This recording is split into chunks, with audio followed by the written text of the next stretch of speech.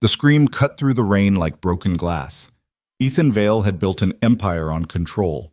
Billion-dollar deals, corporate wars, calculated risks. But nothing prepared him for the 4-year-old girl standing in his driveway at midnight, barefoot and shaking, begging him to save her mother from the man who'd just kicked down their door. In 60 seconds, everything would change. The walls he'd built around his heart, the carefully ordered life he'd constructed after tragedy, the belief that he could survive alone. Some doors, once opened, can never be closed again. Stay until the end. Drop a comment with your city so I can see how far this story travels. Hit that like button if you believe in second chances. The rain hammered against the windshield like it had a personal grudge against the world. Ethan Vale sat in his Aston Martin in the circular driveway of his mansion, engine still running, unable to make himself go inside. Another Monday. Another board meeting where he had dismantled a competitor's proposal with surgical precision. Another evening of Noah eating dinner alone with the nanny while Ethan worked late. Another night in a house that felt more like a museum than a home. 3 years. 3 years since the accident that took Rebecca. 3 years of pretending that burying himself in Vale dynamics could somehow fill the space she'd left behind. 3 years of watching his 6-year-old son grow quieter, more withdrawn, more like the ghost Ethan saw in his own mirror every morning. He killed the engine. The silence rushed in, broken only by the drum of rain on metal. The house blazed with lights, every window, every room. He'd had the staff turn them all on months ago, after Noah had whispered one night that the dark made him think about Mom. But light didn't chase away loneliness. It just made it easier to see. Ethan grabbed his briefcase and stepped out into the downpour. He was halfway to the front door when he heard it. "Please." The voice was so small he almost missed it, almost kept walking, almost didn't turn around. A little girl stood at the edge of his driveway, where his manicured property met the overgrown lawn of the rental house next door. She couldn't have been more than 4, wearing a soaked purple nightgown that clung to her tiny frame. No shoes, hair plastered to her face, shivering so hard her teeth chattered. Jesus! Ethan dropped his briefcase and closed the distance in 3 strides. He shrugged off his suit jacket and wrapped it around her shoulders. It swallowed her whole. "Where are your parents? What are you doing out here?" "The bad man broke our door." Her voice cracked. "Mommy told me to run. She told me to find help." Ice that had nothing to do with the rain shot through Ethan's chest. He looked past her, toward the small house he'd barely glanced at in the 2 years since someone had moved in. A single dim light glowed through a front window, and the front door hung crooked on its hinges. "Is your mom in there now?" The little girl nodded, tears mixing with rainwater on her cheeks. "She's scared. She locked herself in the bathroom, but he's gonna—" Ethan was moving before she finished. "Stay here." "No!" Tiny fingers latched onto his hand with desperate strength. "Don't leave me!" He hesitated for half a second, then scooped her up. She weighed almost nothing. "Hold on tight. Don't let go, understand?" She buried her face against his shoulder. Ethan crossed into the neighboring yard at a run. The grass was overgrown, the paint peeling, the porch sagging. Nothing like the pristine property his landscaping crew maintained. This was a place where people lived paycheck to paycheck, one crisis away from disaster. He'd never even introduced himself to his neighbors. The broken door swung open at his touch. Inside the house was small and cramped, a living room that doubled as a dining room, furniture that looked salvaged from thrift stores, toys scattered across worn carpet. But clean. Someone had tried to make it a home despite having nothing. "Sick of your excuses, Sophie." A male voice, slurred and vicious, came from somewhere deeper in the house. "You think you can just hide from me? You think a locked door means anything?" A crash. Breaking glass. A woman's muffled cry. The little girl in Ethan's arms whimpered. "Where's the bathroom?" Ethan kept his voice low. "Down the hall. Last door." He set her down carefully behind the couch. "Stay here. Don't come out until I tell you. Promise me." "But, Mommy—" "I'll get your mom. I promise. But I need you to stay hidden." He waited until she nodded, then stood. "What's your name?" "Ava." "I'm Ethan. I'm going to fix this, Ava." He moved down the narrow hallway. A child's bedroom on the left. More purple.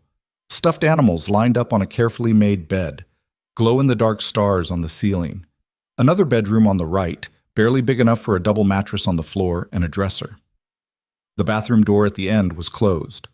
A large man stood in front of it, shoulder pressed against the wood, working the handle violently. "Don't make me break this door too, Sophie. You know I will. You know what happens when you make me—" "That's enough." Ethan's voice cut through the rage like a blade. The man spun around. He was big, bigger than Ethan, probably mid-30s, wearing a stained tank top and jeans. His face was flushed, eyes unfocused, drunk or high or both. "Who the hell are you?" "The neighbor." Ethan kept his stance loose, balanced. He'd never been in a real fight in his life, but he'd paid for enough self-defense training after Rebecca's death to know how to look like he could handle himself. "And you're leaving. This is a private matter, man. Between me and my girl.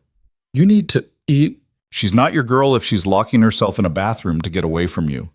Ethan took one step forward. "And you're on private property. You've committed breaking and entering, criminal trespass, and I'm guessing violating a restraining order. The police are already on their way." A lie. He hadn't called anyone yet, but the man didn't need to know that. "You called the cops?" The man's face darkened. "You think you're some kind of hero? You don't know anything about—" "I know you kicked down a door while a child was in the house. I know you threatened a woman in her own home. And I know you have about 30 seconds to walk out of here before I make sure you leave in handcuffs." "Big talk for some rich prick in a suit." The man took a step toward Ethan. "Maybe I should teach you to mind your own—" The bathroom door opened. "Marcus, stop." The woman who emerged was young, late 20s maybe, with dark hair pulled back and a messy ponytail. She wore faded jeans and a diner uniform shirt with a name tag that read Sophie. Her hands shook, but she kept her chin up, her voice steady. "You need to leave. Right now." Marcus turned on her. "After everything I did for you? After You did nothing for me." Sophie's voice didn't rise, but something in it cut deeper than screaming would have. "You drained my bank account. You stole from my purse. You showed up drunk at my work and got me written up. And now you broke down my door and scared my daughter. So no, Marcus, you don't get to pretend you did anything except make my life harder." "You ungrateful—" "Walk away."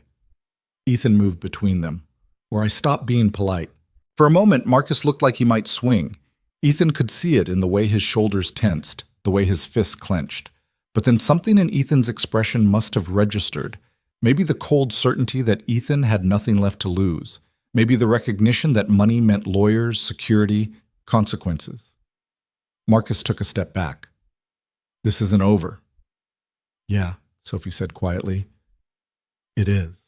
He shouldered past Ethan hard enough to make a statement, then stalked down the hallway.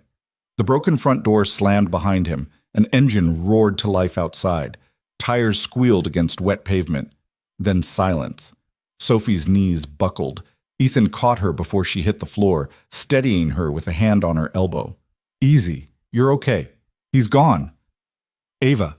She pulled away from him, wild-eyed. "Where's Mommy?" The little girl came sprinting down the hallway and crashed into Sophie's legs.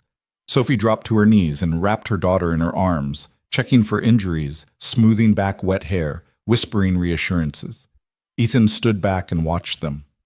Mother and daughter clinging to each other in a house with a broken door, no heat, and furniture held together with duct tape. They had nothing. But the way Sophie held her child, the fierce protective love in every movement. He looked away. His throat felt tight. "Thank you." Sophie's voice made him turn back. She was still kneeling, still holding Ava, but looking up at him with exhausted eyes. "I don't know who you are, but thank you. He wouldn't have stopped if you hadn't—" "Ethan Vale." He cleared his throat. "I live next door."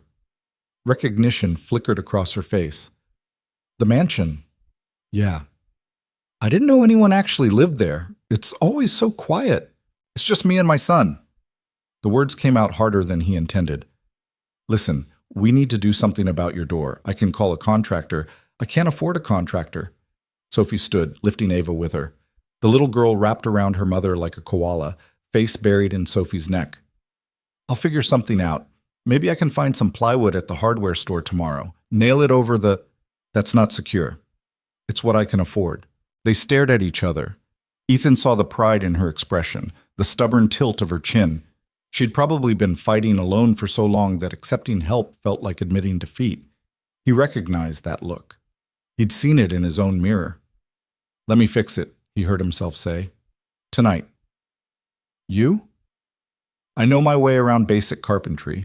I'll reinstall the door, make sure the frame is solid. 1 hour, maybe 2. You and your daughter can wait at my place where it's warm." Sophie shook her head. "I can't ask you to." "You're not asking. I'm offering." Ethan pulled out his phone. "I have tools in my garage, wood, everything I need, and leaving that door broken all night isn't safe." "Why?" The question was simple, direct. "Why would you do this for someone you don't know?" Ethan looked at the little girl in her arms, at Ava, who'd been brave enough to run through the rain to ask a stranger for help, at Sophie, who'd locked herself in a bathroom to protect her daughter, at the careful way they'd arranged this small house, making something warm out of nothing. "Because someone should have been there for my wife when she needed help," he said quietly, "and no one was. So maybe if I'm there for someone else's family, it balances things out." Sophie's expression softened. "I'm sorry about your wife." "Me too." He looked away. "So, let me fix your door, please." A long pause, then Sophie nodded slowly. "Okay, thank you." 20 minutes later, Ethan stood in the doorway of his own house and realized he had no idea what to do with house guests.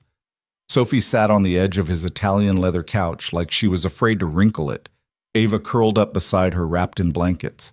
They looked impossibly small in his massive living room with its vaulted ceilings and abstract art that cost more than most people made in a year. "I'll get started on the door," Ethan said. "Help yourself to anything in the kitchen. There's Mr. Vale?" A voice from the stairs made him turn. Noah stood on the landing in his dinosaur pajamas, rubbing sleep from his eyes. His dark hair stuck up at odd angles. He looked so much like Rebecca in that moment that Ethan's chest constricted. "Hey, buddy, sorry if we woke you." Noah's gaze drifted past Ethan to the couch, to the little girl watching him with wide eyes. "This is our neighbor, Sophie," Ethan said, "and her daughter, Ava. They're having some trouble with their house, so they're going to stay here for a bit while I help them fix something." "What kind of trouble?" Noah descended the stairs slowly, that careful way he moved through the world now, like he was afraid one wrong step might break something. "The bad man broke our door." Ava's voice was small but clear. "He was really loud and scary." Noah's eyes went wide. He looked at Ethan. "Did you fight him?" "Didn't have to. He left on his own." "Mostly true. But their door needs repairs, so I'm going to take care of that tonight." "Can I help?" Ethan blinked. Noah never asked to help with anything. He did his homework when told, ate when food was put in front of him, went to bed without argument. But he never volunteered, never showed interest. "It's pretty late, buddy, and it's still raining. I'm not tired." Noah moved closer to the couch, studying Ava with curious eyes. "How old are you?" 4? Ava held up 4 fingers. "How old are you?" 6. That's 2 more. "I can count to 100. "I can count to 1,000. "Can you count to 1,000,000? "Nobody can count to 1,000,000. It would take too long." Sophie caught Ethan's eye and smiled. It was the first real smile he'd seen from her, tired and strained, but genuine. It changed her whole face. "Ava's cold," Noah announced. "She should have hot chocolate. Dad makes good hot chocolate." "Does he?" Sophie raised an eyebrow at Ethan. "The nanny makes good hot chocolate," Ethan corrected. "I just heat it up." "Same thing." Noah was already heading toward the kitchen. "Come on, Ava. I'll show you where we keep the marshmallows." Ava looked at her mother for permission. Sophie hesitated, then nodded. "Stay where I can see you, baby." The 2 children disappeared into the kitchen. Well, not disappeared. The kitchen was open to the living room, separated by a massive marble island. Ethan could see Noah dragging a step stool to the counter, pulling down mugs from the cabinet, explaining his process to Ava with more words than Ethan had heard him string together in months. "He's sweet," Sophie said quietly. "He's lonely." The admission surprised Ethan. He didn't talk about Noah with anyone except therapists and teachers. After his mom died, he just shut down, stopped talking much, stopped playing with other kids at school. I kept thinking he'd bounce back, but grief doesn't bounce. Sophie pulled the blanket tighter around herself. It just sits there, waiting for you to figure out what to do with it. "Yeah, Ethan watched his son carefully measure cocoa powder into a pot. That sounds about right. They sat in silence for a moment, listening to Noah explain to Ava that you had to heat the milk slowly or it would burn, that 2 marshmallows was the perfect amount, that the secret ingredient was a tiny pinch of cinnamon. I should get started on your door, Ethan said finally. Mr. Vale. Ethan. Ethan. Sophie stood, wrapping the blanket around her shoulders. Thank you. For all of this. I know we're strangers, and I know this probably seems like a mess you didn't sign up for. Nobody signs up for the hard parts. Ethan headed toward the garage. They just show up anyway. What? Fixing the door took longer than expected. The frame was cracked in 3 places. The hinges had been ripped clean out of the wood.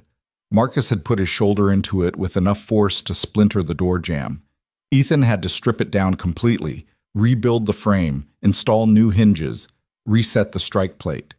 He worked methodically, the way he approached everything, measured cuts, level installations, testing the swing until it hung perfect. The rain had slowed to a drizzle.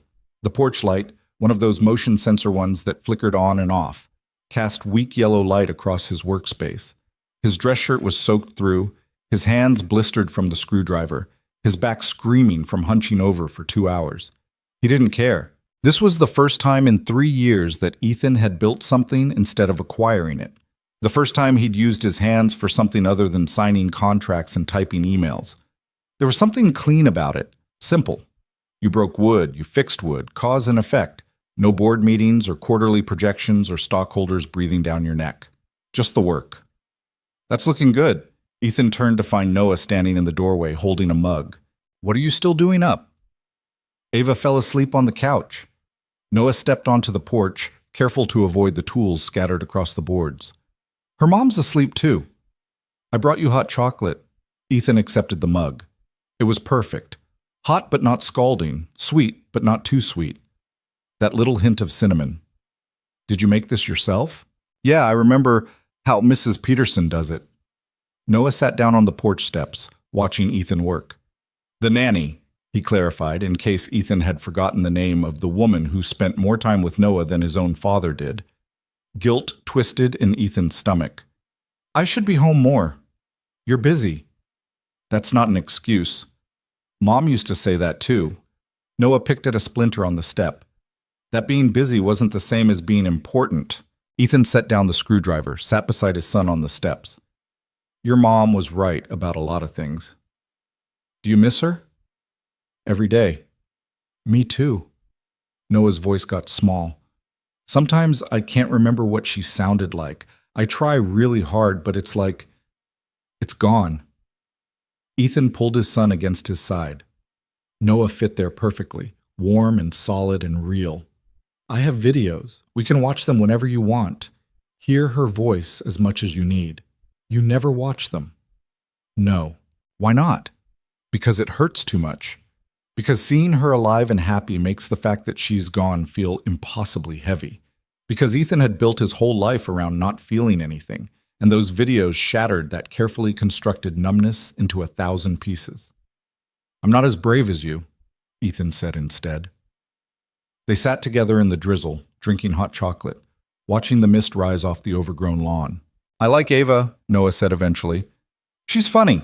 She told me about her imaginary friend who's a dragon that eats vegetables. Sounds terrifying. She said the dragon's name is Mr. Crunch, and he has excellent manners. Noah smiled, actually smiled. She's weird, but good weird. Good weird is the best kind. Are they going to stay? Just for tonight, until I finish this door. Oh. Noah's disappointment was obvious. I thought maybe they could stay longer. The house is big, and it's been really quiet since Mom. He didn't finish, didn't have to. Ethan looked at his son, really looked at him for the first time in months, at the shadows under his eyes, the way he carried himself like something fragile, the careful distance he kept from everything, like he'd learned that caring about things meant losing them. What if we invited them for dinner tomorrow? Ethan heard himself say. If their mom says yes. Noah's face lit up. Really? Really? You can show Ava your dinosaur collection. She might like that. She's more into dragons, but I can work with that. Noah stood, energy returning to his movements. I should go check on her. Make sure she doesn't need another blanket or... Noah. His son turned back. I'm sorry, Ethan said, for being gone so much, for not being there, for letting work become more important than you. You didn't... I did. Your mom would have been furious with me. She always said family first, everything else second, and I forgot that. He stood, facing his son. But I'm remembering now. I'm going to do better. Noah studied him for a long moment, that serious expression that made him look far older than 6. Then he nodded. Okay. Okay. You should finish the door, though, before you start doing better, because that door is really broken. Ethan laughed. Actually laughed, the sound surprising them both. Get back inside before you catch cold. I'll be done soon.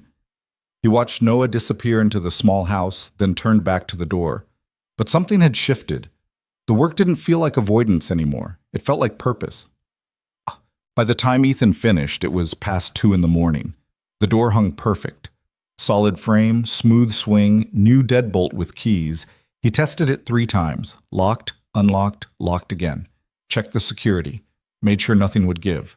He found Sophie awake when he returned to his house, curled in the corner of his couch, with a book she'd apparently found on his shelf. Ava slept beside her, head on her mother's lap. Noah had crashed in the armchair, mouth open, one arm dangling toward the floor. Is it done? Sophie asked softly. Yeah, new door, new locks, reinforced frame. Nobody's breaking through that without serious equipment. I don't know how to thank you. You don't have to. Ethan looked at the children sleeping. I'll drive you home, or you can stay here tonight if you feel safer. We should go. Sophie carefully extracted herself from under Ava, lifting her daughter without waking her. You've done more than enough. Ethan scooped up Noah. His son mumbled something incoherent and went boneless in his arms. I'll walk you over. The drizzle had stopped. The sky was clearing, stars visible between thinning clouds. Their footsteps crunched across gravel, then swished through wet grass. Sophie stopped at her newly repaired door, running her fingers over the smooth wood. This must have taken hours. 3, give or take. You didn't have to do this. I know. She turned to face him, Ava heavy in her arms. Why did you really? Ethan looked at his son sleeping against his shoulder. At this woman he'd met 3 hours ago, who'd somehow made him feel more human than he'd felt in years. At the little girl who'd been brave enough to ask for help. Because I spent 3 years building walls, he said quietly. And tonight, your daughter knocked on my door and reminded me what it felt like to actually give a damn about something. Sophie's eyes shimmered. I can't pay you back. Not for a long time. Maybe never. I don't want payment. Then what do you want? Ethan thought about his empty house, his silent dinners, his son who'd smiled more tonight than he had in months. The way Noah had looked at Ava like maybe the world wasn't completely empty of good things. Dinner, he said. Tomorrow night, if you're not working. Nothing fancy. Just let Noah show Ava his dinosaur collection and we'll order pizza. Let these 2 kids be weird together for a few hours. Sophie smiled, tired and beautiful. Pizza sounds perfect. Yeah? Yeah. She shifted Ava's weight. I should get her to bed. We both have early mornings. Sophie? Ethan hesitated. If Marcus comes back, if anything happens, you call me, day or night. I mean it. You've already done so much. I live 50 feet away. It's not hard to walk 50 feet. Still.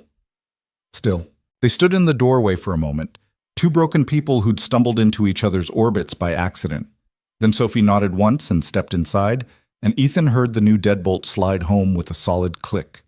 He carried Noah back across the wet grass, put his son to bed without waking him, pulling the dinosaur blanket up to his chin, stood in the doorway of Noah's room and watched him sleep, really sleep, without the nightmares that usually plagued him. Then Ethan walked through his mansion, past the expensive art, the imported furniture, the crystal chandeliers, and stopped in the middle of his living room. The house still felt empty, but for the first time in 3 years, it didn't feel dead. 2 coffee mugs sat on the kitchen counter where the kids had made hot chocolate. A book lay open on the couch where Sophie had been reading, small signs that people had been here, that life had happened in these rooms instead of just silence. Ethan picked up the book. Poetry. Mary Oliver. The page was marked at a poem about wild geese, about not having to be good, about letting the soft animal of your body love what it loves. He read it twice, then closed the book gently and set it aside. Outside, rain began to fall again, softer this time, gentle instead of violent. Ethan stood at the window and watched water run down the glass, thinking about broken doors and hot chocolate and a little girl who'd been brave enough to ask a stranger for help. Thinking about how sometimes salvation showed up in unexpected packages. Thinking about tomorrow night, pizza, dinosaurs, dragons named Mr. Crunch with excellent manners. Thinking about how maybe, just maybe, he was ready to stop surviving and start living again. The rain fell, the house settled, and for the first time in 3 years, Ethan Vale went to bed without dreading the morning. The pizza arrived 40 minutes late and completely wrong. Ethan stood in his doorway Tuesday evening, staring at 2 large pepperoni pizzas when he'd specifically ordered 1 cheese and 1 vegetarian. The delivery kid looked about 17 and deeply uncomfortable holding boxes in front of a mansion that probably cost more than his parents made in a decade. "I can take them back?" "No, it's fine." Ethan pulled out his wallet, handed over 3 20s for a $30 order. "Keep it." The kid's eyes went wide. "Seriously?" "Seriously. Get out of here before the rain starts again." He closed the door and carried the pizzas into the kitchen where Noah sat at the counter, swinging his legs and watching the clock like it might speed up through sheer force of will. "They messed up the order," Ethan said. "Does Ava like pepperoni?" "I have no idea." "Most kids like pepperoni. It's scientifically proven." "Is it?" "Probably." Noah hopped down from the stool. "Can I go get them? They should be here by now." Ethan checked his watch, 6:15. Sophie had texted earlier that she'd be there at 6:30, after her shift at the diner ended and she had time to get Ava changed into clean clothes. "Give them 15 more minutes." "That's forever." "That's 900 seconds." "That's still forever." But Noah climbed back onto the stool, resumed his vigil.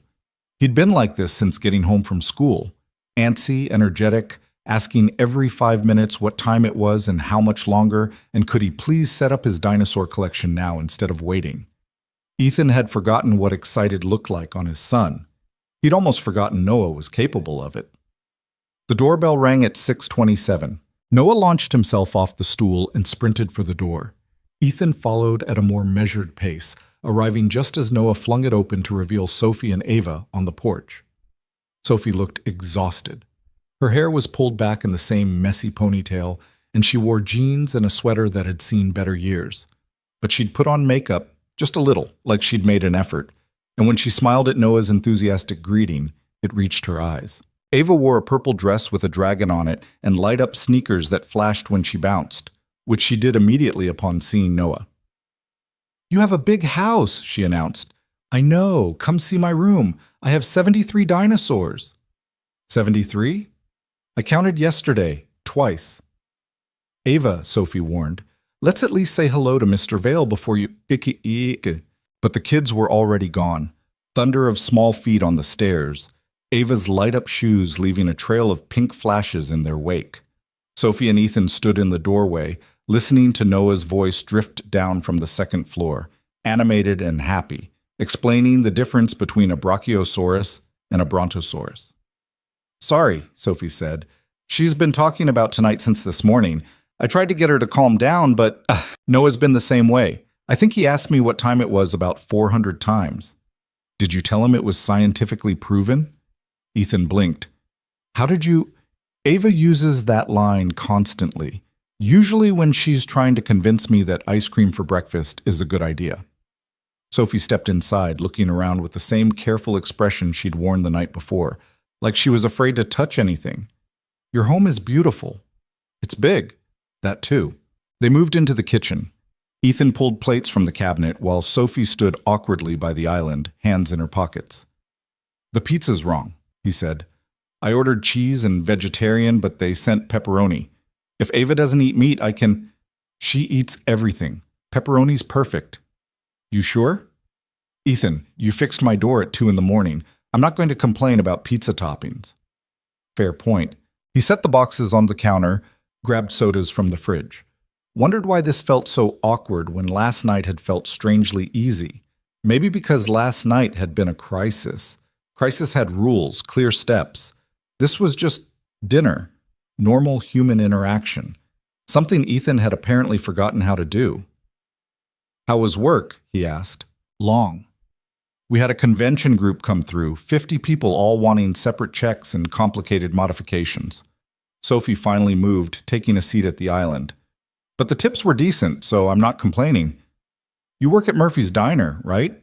You know it?" "I drive past it every morning. Never stopped." "You should. Phyllis makes the best pancakes in the state, probably the country." Sophie accepted the soda he offered. "How long have you lived here?" 5 years. Bought it right after Noah was born." Ethan leaned against the counter.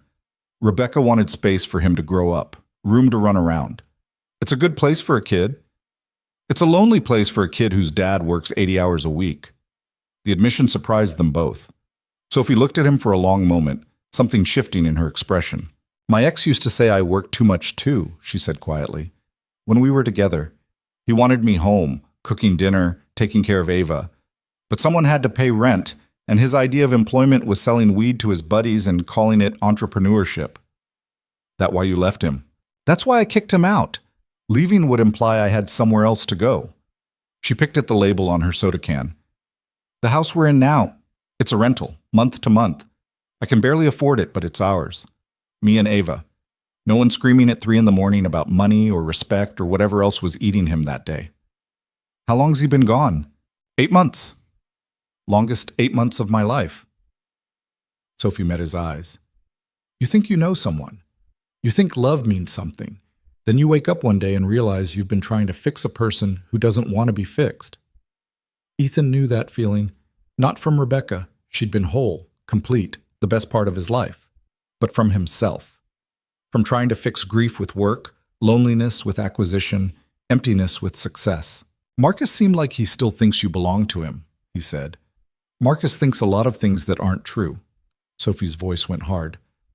"But after last night, after you got him on camera threatening me, breaking down my door, my lawyer says the restraining order should get extended, maybe even upgraded to criminal charges if he violates it again." "You have a lawyer?" "Legal aid. She's overworked and underpaid, but she's good." Sophie smiled slightly. "Turns out when you're poor and running from an abusive ex, the state occasionally throws you a bone. If you need better representation, I can't afford better representation. I wasn't asking you to pay for it." Sophie's expression shuddered. "I don't take charity. It's not charity, it's—" "What? Neighbors helping neighbors?" She stood, putting distance between them. "You don't even know me, Ethan. You don't know anything about my situation except what you saw in one night. For all you know, I'm the problem. Maybe I provoked him. Maybe I deserved—" "Don't!" Ethan's voice cut through her spiraling. "Don't do that. Don't make excuses for someone who terrorized you and your daughter. I'm not making excuses, I'm being realistic. People like you don't just help people like me without expecting something back." People like me. Rich people, powerful people. People who can afford to throw money at problems and make them disappear. Sophie wrapped her arms around herself. "I've been on my own since I was 17. I know how the world works. Nobody gives without taking." Laughter erupted from upstairs. Ava's shriek followed by Noah's deeper giggle. The sound of joy, pure and uncomplicated. Ethan moved around the island, keeping space between them but closing the distance enough to matter. "You want to know what I expect in return?" "Yes. I expect you to let my son play with your daughter. I expect you to show up for pizza when we invite you. I expect you to let me do one decent thing in a life that's been pretty damn empty of decent things lately." He paused. "And maybe I expect you to give me the benefit of the doubt long enough to prove I'm not like whatever men you've known before." Sophie studied him, walls still up, but curiosity bleeding through. "Why does this matter so much to you?" "Because Noah smiled yesterday. Actually smiled. For the first time in I don't know how long." Ethan ran a hand through his hair. "And I heard him laugh when Ava told him about her dragon with excellent manners. And it was like someone turned a light on in a room that's been dark for 3 years. So this is about Noah. This is about both of them, both of us." He met her eyes. "You said last night that grief doesn't bounce. That it just sits there waiting for you to figure out what to do with it. Well, I haven't figured it out, but watching our kids together yesterday made it feel less heavy. Sophie's shoulders dropped slightly. Ava hasn't had a real friend in months. Kids at daycare don't invite her to birthday parties because I can't afford the fancy presents their parents expect. She spends most of her time with me or alone. Then let them have this. Let them have each other. A long pause. Then Sophie nodded slowly. Okay. Okay? Okay. She moved back to the island, sat down again. But I'm paying for pizza next time. There's going to be a next time? Well, I can't let you think pepperoni is scientifically proven to be the best pizza. That's objectively false. It's obviously cheese. Ethan felt his mouth twitch. Pretty sure it's mushroom. You're insane. Says the woman who thinks plain cheese is superior. It's a classic for a reason. It's boring for a reason. Sophie laughed. Actually laughed, the sound surprising them both. Did we just have our first fight about pizza? I think we did. That might be the most normal thing that's happened to me in a year. Something in Ethan's chest loosened. He grabbed the pizza boxes, plates, napkins. Come on, let's feed these kids before they eat the dinosaurs. They climbed the stairs together, following the sounds of imagination to Noah's room. The door was wide open, and the scene inside made Ethan stop cold. Noah's carefully organized dinosaur collection had been transformed into an elaborate landscape. Toy cars became mountains, books stacked into cliffs. A blue blanket stretched across the floor as an ocean.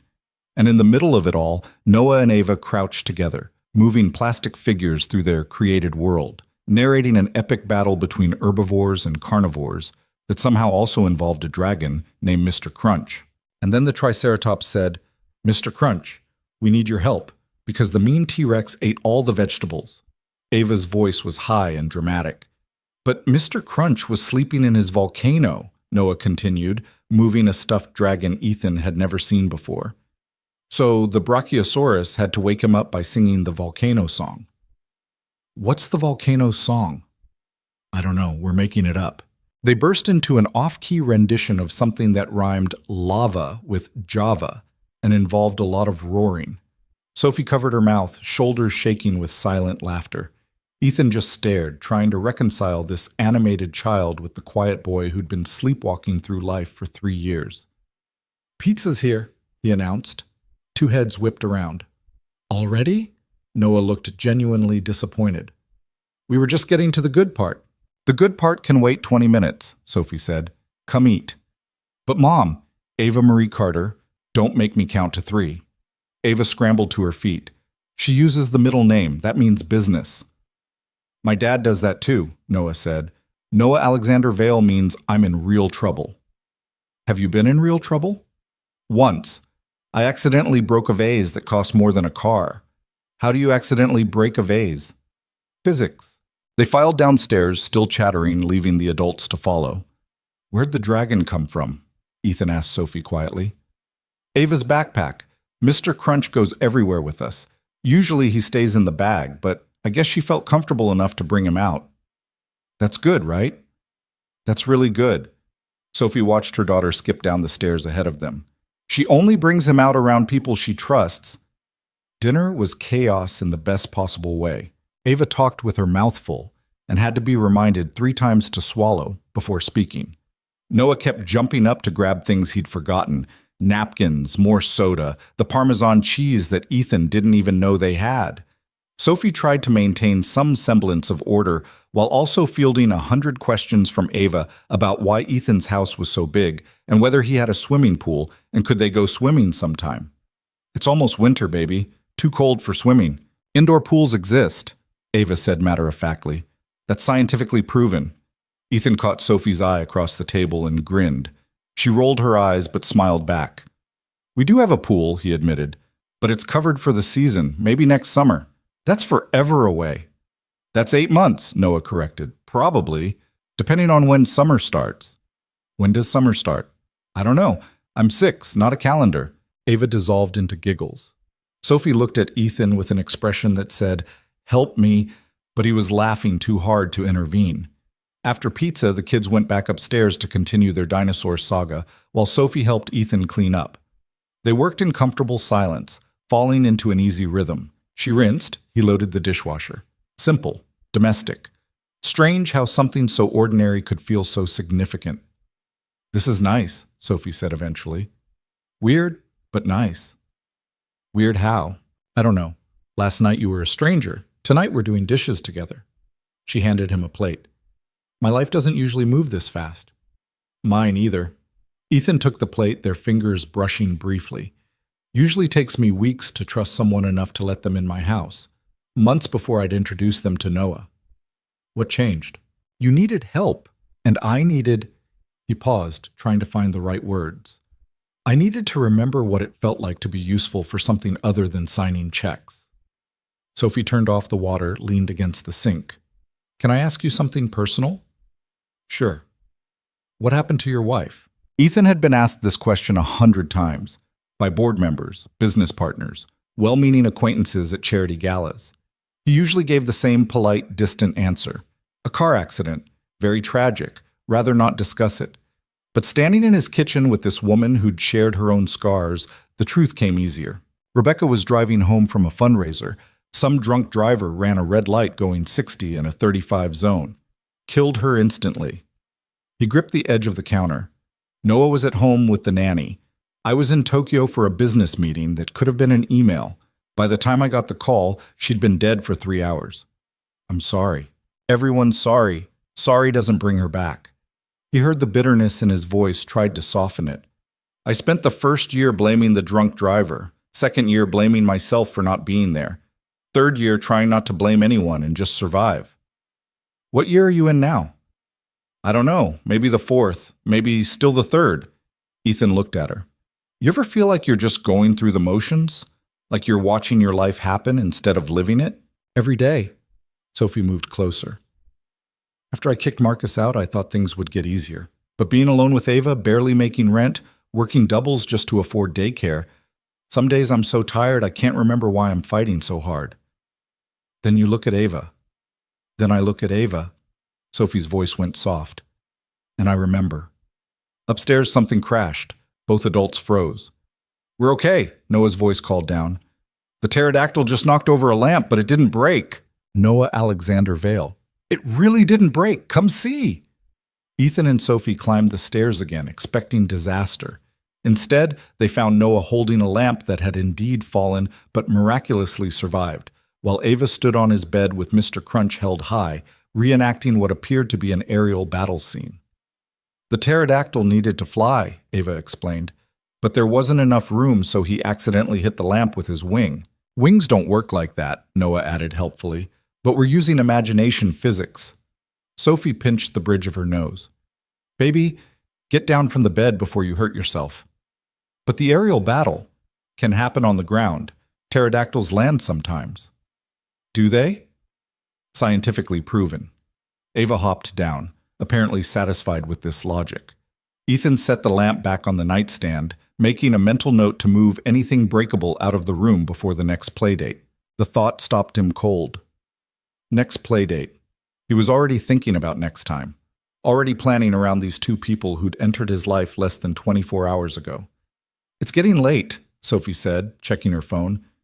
"Ava's got daycare tomorrow, and I have the early shift." "No," Ava whined. "We're not done with the story." "The story will still be here next time." "When's next time?" Sophie looked at Ethan. He looked back, reading the question in her eyes. "How fast are we doing this? How quickly do we let these kids get attached when we barely know each other?" But Noah was watching too, hopeful and excited in a way Ethan hadn't seen since Rebecca died. And Ava had her hands clasped together in exaggerated pleading, Mr. Crunch tucked under one arm. "Friday?" Ethan suggested. "If your mom's not working."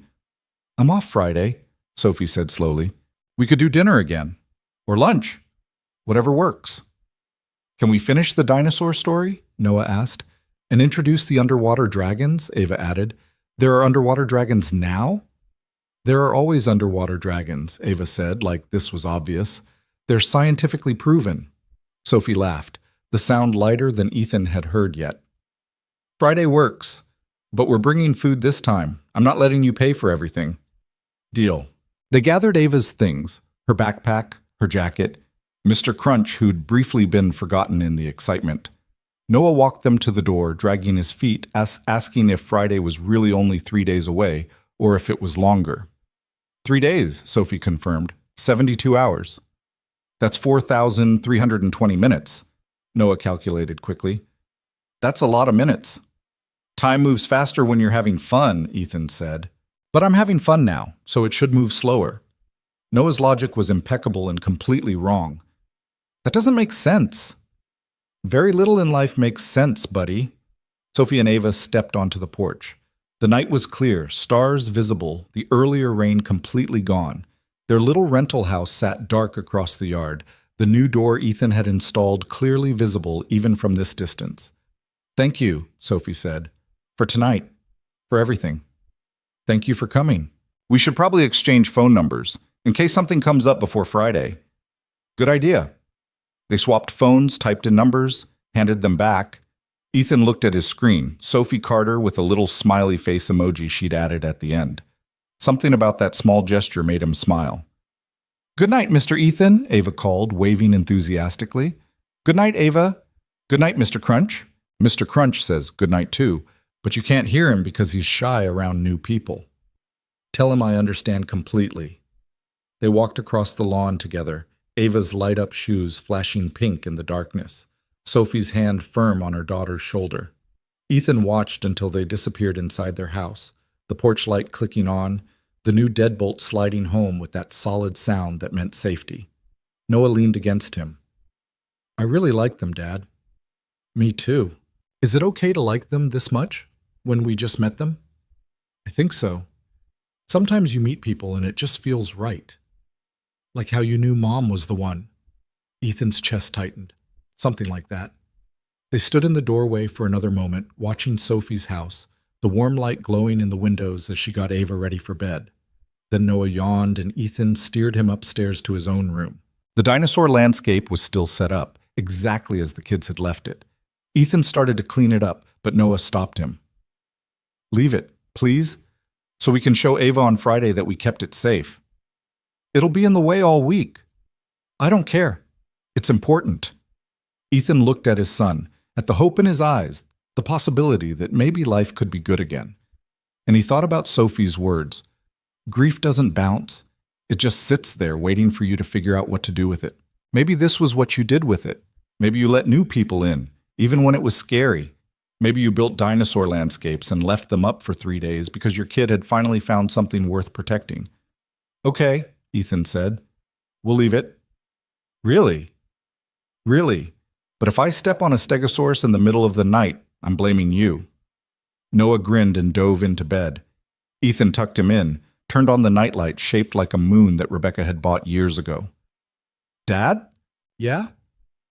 Do you think you'll ever stop missing Mom? The question gutted him. No, I don't think I'll ever stop. Good. Noah pulled his blanket up to his chin. I don't want to stop either, but maybe it's okay to be happy again even when we're still sad? Ethan sat on the edge of the bed, his throat tight. When'd you get so smart? I've always been smart. You've just been too busy to notice. It was said without accusation, just simple truth, and it hurt worse than any anger would have. You're right, Ethan said quietly. I have been too busy, but I'm working on that. I know. You fixed Sophie's door instead of going to work.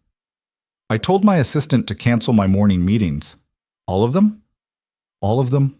Ethan smoothed Noah's hair back. You're more important than any meeting. Even the important ones? Especially the important ones. Noah considered this. Sophie's nice. Yeah, she is. Ava's weird but good weird. The best kind of weird. Do you think they'll stay? Or will they leave like everyone else? The question hung in the air between them. Ethan wanted to promise they'd stay forever, but he'd learned the hard way that forever wasn't something you could guarantee. Rebecca had taught him that. I don't know what's going to happen, he said honestly, but I know they're here now. And now is pretty good. Now is pretty good, Noah echoed. Then, quieter. I'm glad you helped them. Me too, buddy. Me too. He stayed until Noah fell asleep, watching the rise and fall of his son's chest, listening to the quiet sounds of the house settling around them. Then he walked downstairs, poured himself a drink he didn't really want, and stood at the window overlooking Sophie's house. A light was still on in what he assumed was Ava's bedroom.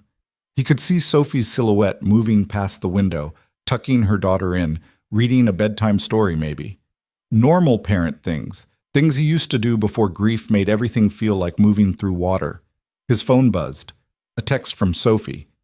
"Thank you again for tonight. Ava hasn't stopped talking about Noah and the dinosaurs. I think she's decided they're best friends now." Ethan typed back. "Noah feels the same way. Fair warning, he's going to ask if Friday can come faster. Probably multiple times. Ava's already asked twice since we got home. How'd you answer?" "I told her that good things are worth waiting for." Ethan stared at the message for a long moment, then typed, "Smart answer. I have my moments." A pause. Then, "Sleep well, Ethan. You too, Sophie." He watched her light go off, watched the house go dark except for a small nightlight visible through Ava's window. Then he finished his drink, rinsed the glass, and headed upstairs to his own room. The bed felt too big, like it always did, but tonight the emptiness felt less oppressive.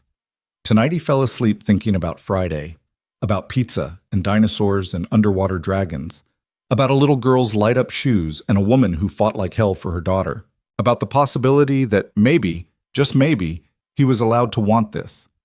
3 days, 72 hours, 4,320 minutes. It seemed like forever. It seemed like not nearly enough time. Friday didn't come faster, no matter how many times the kids asked.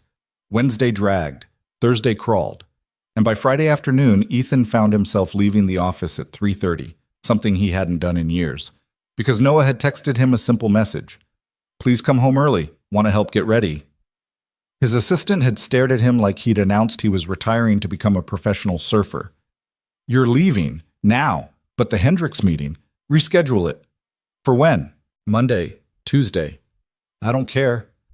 Ethan had grabbed his jacket, his keys. "If there's an emergency, call me.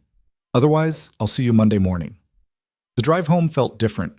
Usually traffic was something to endure, to rage against, to use as an excuse for why he couldn't make it to Noah's school events or parent-teacher conferences. Today he barely noticed it. His mind was already home, already imagining Noah's face when he walked through the door hours earlier than expected. The house smelled like cleaning products when he arrived. Ethan followed the scent to the kitchen where Noah stood on a step stool wiping down the already spotless counters with intense concentration. "What are you doing?" Noah spun around so fast he nearly fell off the stool. "Dad, you're early!" "You asked me to be." "I didn't think you actually would." Noah climbed down, abandoning the cloth. "Mrs. Peterson said you never come home early." "Mrs. Peterson talks too much." But the comment stung because it was true. "What's with the cleaning?" "I wanted the kitchen to look nice, for when Sophie and Ava get here." Noah looked suddenly uncertain. "Is that weird?" "No, that's thoughtful." Ethan looked around at the gleaming surfaces, the straightened chairs, the fresh flowers someone had put in a vase on the island. "Did you do all this?" "Mrs. Peterson helped, but it was my idea." Noah fidgeted with the edge of his shirt. "Do you think Sophie will notice?" "I think she'll think we went to a lot of trouble for her." "Is that bad?" "No, buddy, that's good." They spent the next hour preparing together. Noah insisted on setting the table properly. Plates, forks, knives in the right places, napkins folded into triangles. He showed Ethan the playlist he'd made on the tablet, a mix of songs that he claimed were scientifically proven to be good for dinner parties. He'd even drawn a welcome sign for Ava with markers, featuring a detailed dinosaur landscape and a dragon that was supposed to be Mr. Crunch, but looked more like a deformed lizard. "It's perfect," Ethan said, and meant it. "You think Ava will like it?" "I think Ava will love it." At 5:45, Noah started watching the driveway. At 5:50, he asked if maybe they'd forgotten. At 5:58, he wondered if something bad had happened. "They're not even late yet," Ethan pointed out, "but what if—" The doorbell rang. Noah was off like a shot, yanking open the door before Ethan could remind him to check who it was first. But it was Sophie and Ava, right on time. Sophie carrying a canvas grocery bag, and Ava clutching Mr. Crunch and bouncing on her light-up shoes. "We brought stuff for tacos," Ava announced. "Mom said we're making them together." "All of us?" Noah asked. All of us. Ava pushed past him into the house. Where's the dinosaur place? Did you keep it safe like you promised? It's exactly how we left it. Come see. They thundered upstairs, leaving the adults alone. Sophie stepped inside, setting the grocery bag on the floor. She looked different tonight. Hair down instead of pulled back, wearing a dress instead of jeans, a touch of color on her lips.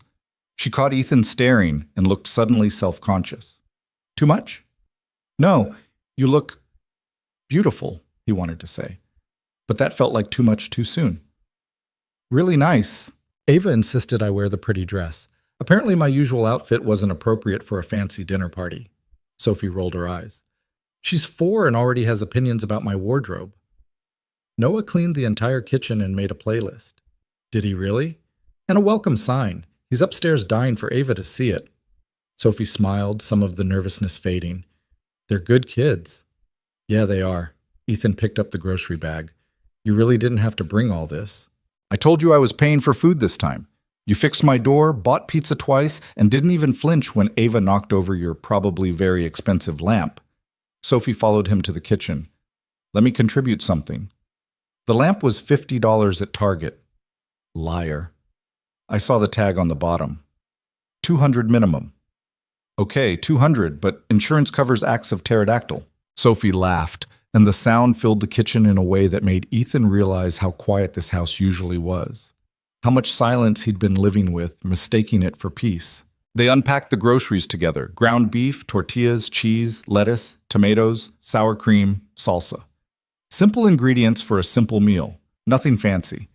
But watching Sophie move around his kitchen, finding bowls without asking where they were kept, commenting on how organized everything was, felt strangely intimate. You cook much? She asked, pulling out a cutting board. I reheat takeout much. Actual cooking? Not since Rebecca died. She liked to cook? Loved it. She said it was therapeutic. I never understood it until... He stopped. Until? Until Tuesday night doing dishes with you. There's something calming about it, the routine. Sophie started dicing tomatoes with practiced efficiency. I cook every night for Ava. Nothing fancy, but kid-friendly. She's in a mac and cheese phase right now that I'm pretty sure will last until college. Noah lived on chicken nuggets for 8 months after Rebecca died. Wouldn't eat anything else. What changed? I stopped trying to force vegetables and started putting them on his plate without comment.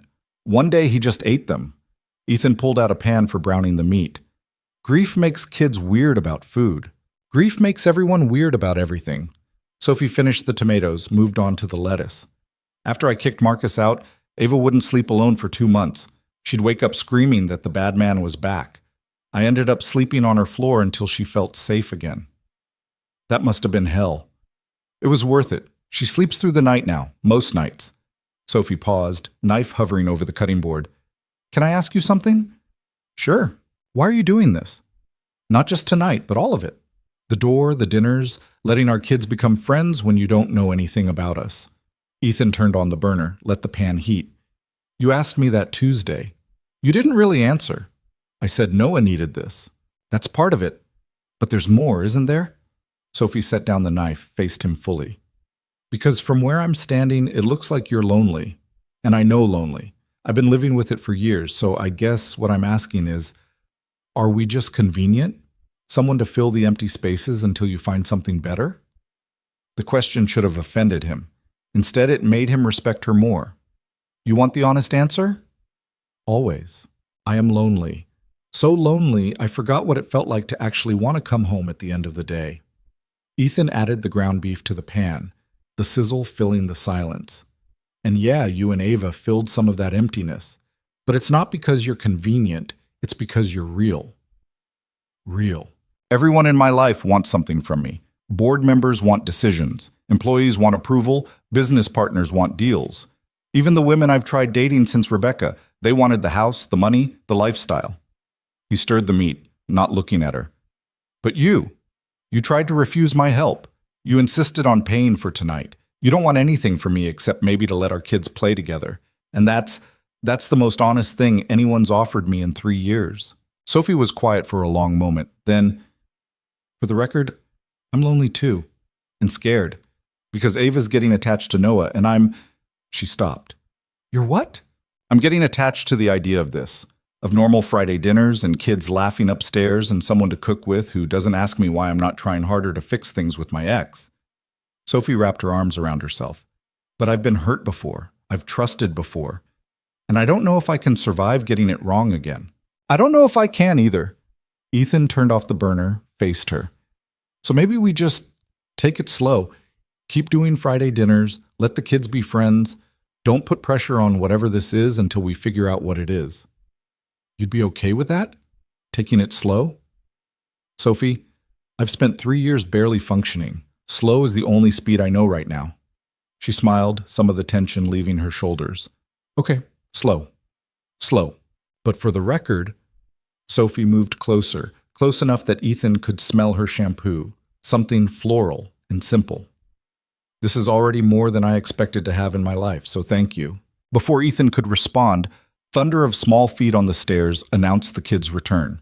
Noah burst into the kitchen first, Ava right behind him, both talking over each other about the dinosaur landscape and how Mr. Crunch had decided he was actually a herbivore now, which changed everything about the battle dynamics. Can we help make tacos?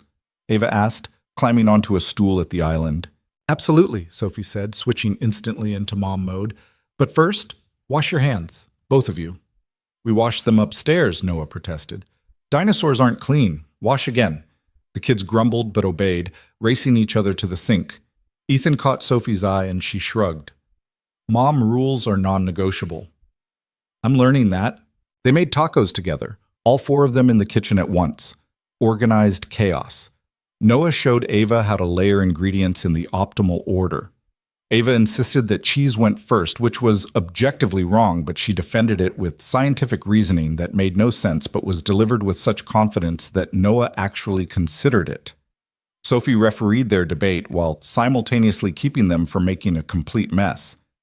Ethan mostly stayed out of the way and watched, committing every moment to memory. This is what a family looks like, he thought. Not perfect, not organized.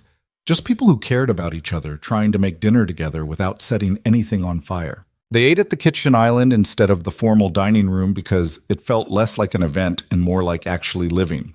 Ava talked about her day at daycare, how she'd built a castle in the sandbox and defended it from the mean boy who tried to kick it over. Noah shared a story about his teacher letting him show the class his rock collection because they were studying geology. You have a rock collection? Ava asked, eyes wide. 73 rocks. I counted yesterday. You count everything. Numbers are important. Dragons are more important. Nothing's more important than numbers. That's scientifically incorrect. Sophie and Ethan watched them argue, not intervening, letting the kids work through their disagreement without adult interference. Eventually they compromised. Rocks and dragons were equally important, and anyone who said otherwise was wrong. After dinner, they moved to the living room. Noah put on his playlist, a mix of pop songs and movie soundtracks that was actually pretty good.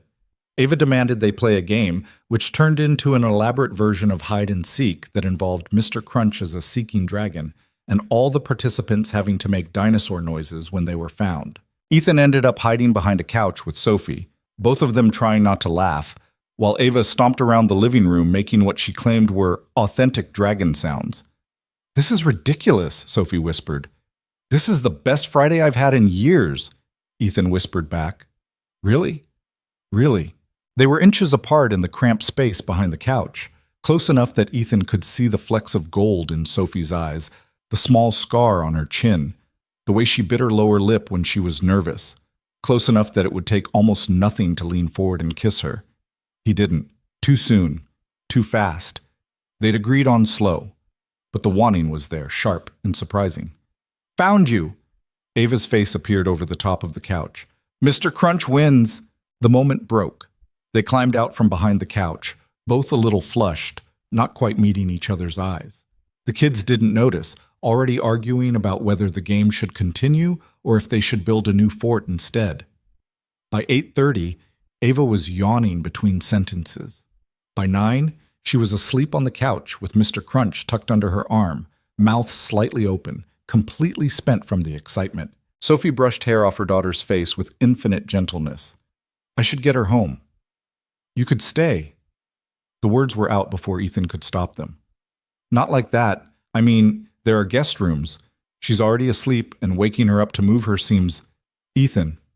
Too much. I'm being too much. No. Sophie stood facing him. You're being kind, but we should go home. Establish some boundaries before the kids start thinking we live here. She was right. Ethan knew she was right, but disappointment settled in his chest anyway. Next Friday? He asked. Next Friday. Sophie smiled. Maybe we could do something different. Take the kids somewhere instead of just staying inside. Like what? There's a children's museum downtown. Ava's been asking to go for months, but the admission's expensive and She stopped. Sorry, I wasn't hinting for you to pay. I know you weren't, but what if I wanted to? What if we took both kids, made a day of it? My treat. Sophie hesitated, pride and practicality warring in her expression. Can we split it? You're impossible. I'm independent. There's a difference. Fine. We'll split it. Ethan would figure out how to secretly pay for the whole thing later.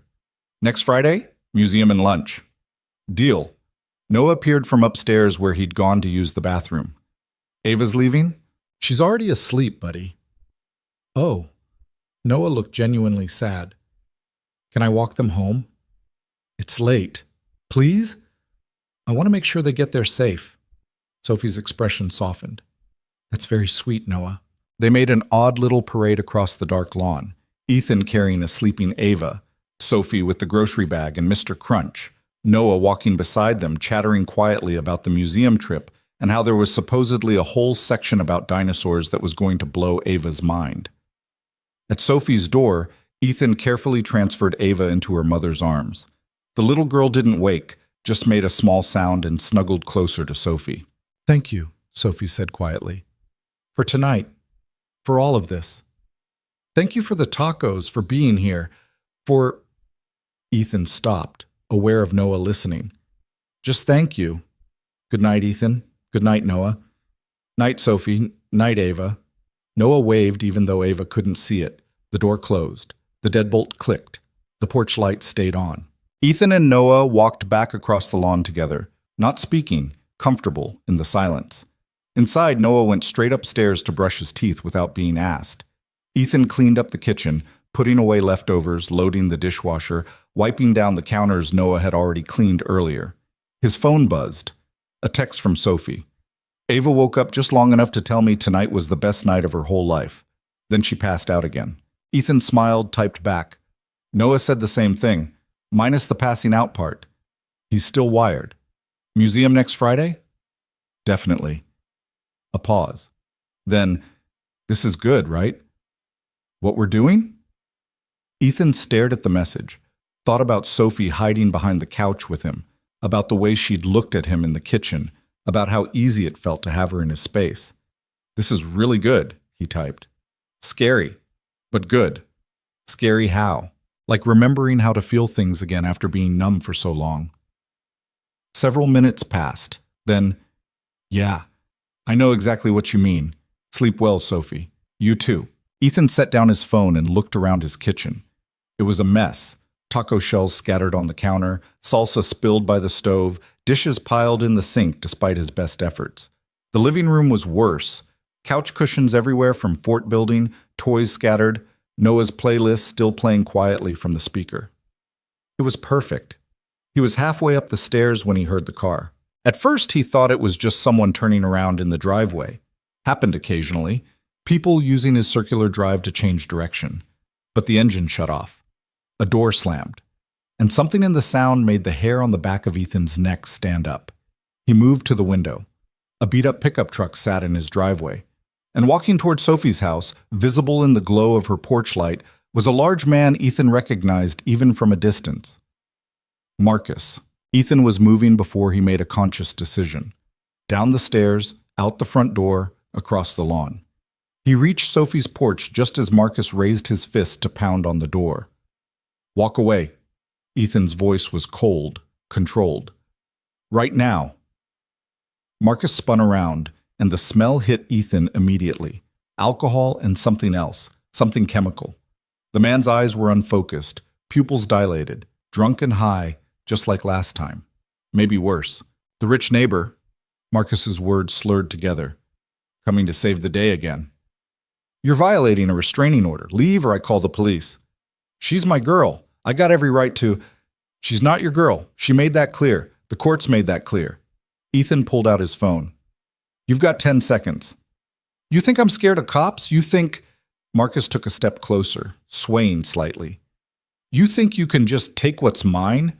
Move in on my family like some kind of hero? They were never yours. And I'm done being polite. Ethan dialed 911, kept his eyes on Marcus. I need police at 247 Lakewood Drive. There's a man violating a restraining order and threatening... Marcus lunged. Ethan had enough warning to sidestep, but not enough to avoid completely.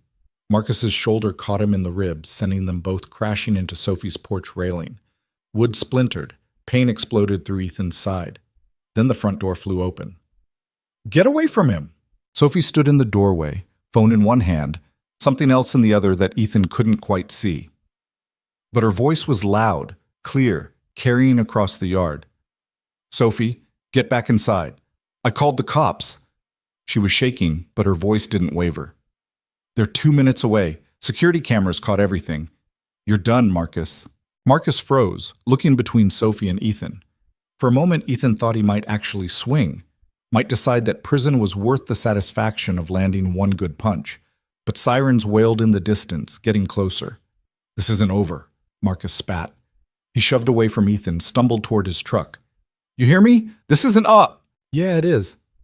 Sophie stepped onto the porch, and Ethan realized what she was holding. A baseball bat, gripped with white knuckles. I'm done being scared of you, done letting you dictate my life. You come near me or my daughter again, and I won't wait for the cops to handle it. Marcus stared at her, something flickering across his face. Shock, maybe, or recognition that the woman he'd terrorized had finally broken. Then he spat on the ground, climbed into his truck, and peeled out of the driveway just as police cars rounded the corner. 3 officers piled out, hands on weapons, demanding to know what happened. Sophie explained calmly while Ethan tried to breathe through the pain in his ribs. One officer took Marcus's license plate information and radioed it in. Another started reviewing the security camera footage on his tablet, footage of everything from Marcus pounding on the door to the tackle to the threats. We'll pick him up tonight, the lead officer said. With this evidence and the existing restraining order, he's looking at felony charges. Good, Sophie said simply. After the police left, after they'd given statements and filed reports and been assured that Marcus would be in custody before morning, Sophie and Ethan stood on her damaged porch and looked at each other. You're hurt, she said. I'm fine. You're holding your side. That's not fine. She moved closer, gentle hands probing his ribs through his shirt. Ethan winced. You need to get that checked. Could be broken. It's probably just bruised. Ethan, I'm fine. Really. He caught her hands, stopping her examination. Are you okay? Did he try to get inside before I got here? No. I heard the truck, looked out the window, called 911 immediately. Sophie's voice cracked slightly. Then I saw him tackle you and I grabbed the bat from Ava's closet and you were incredibly brave. I was terrified. Brave and terrified aren't mutually exclusive. Ethan pulled her closer, careful of his ribs. She came willingly, pressing her face against his shoulder. He's not coming back. Not this time. How do you know? Because he'll be in jail.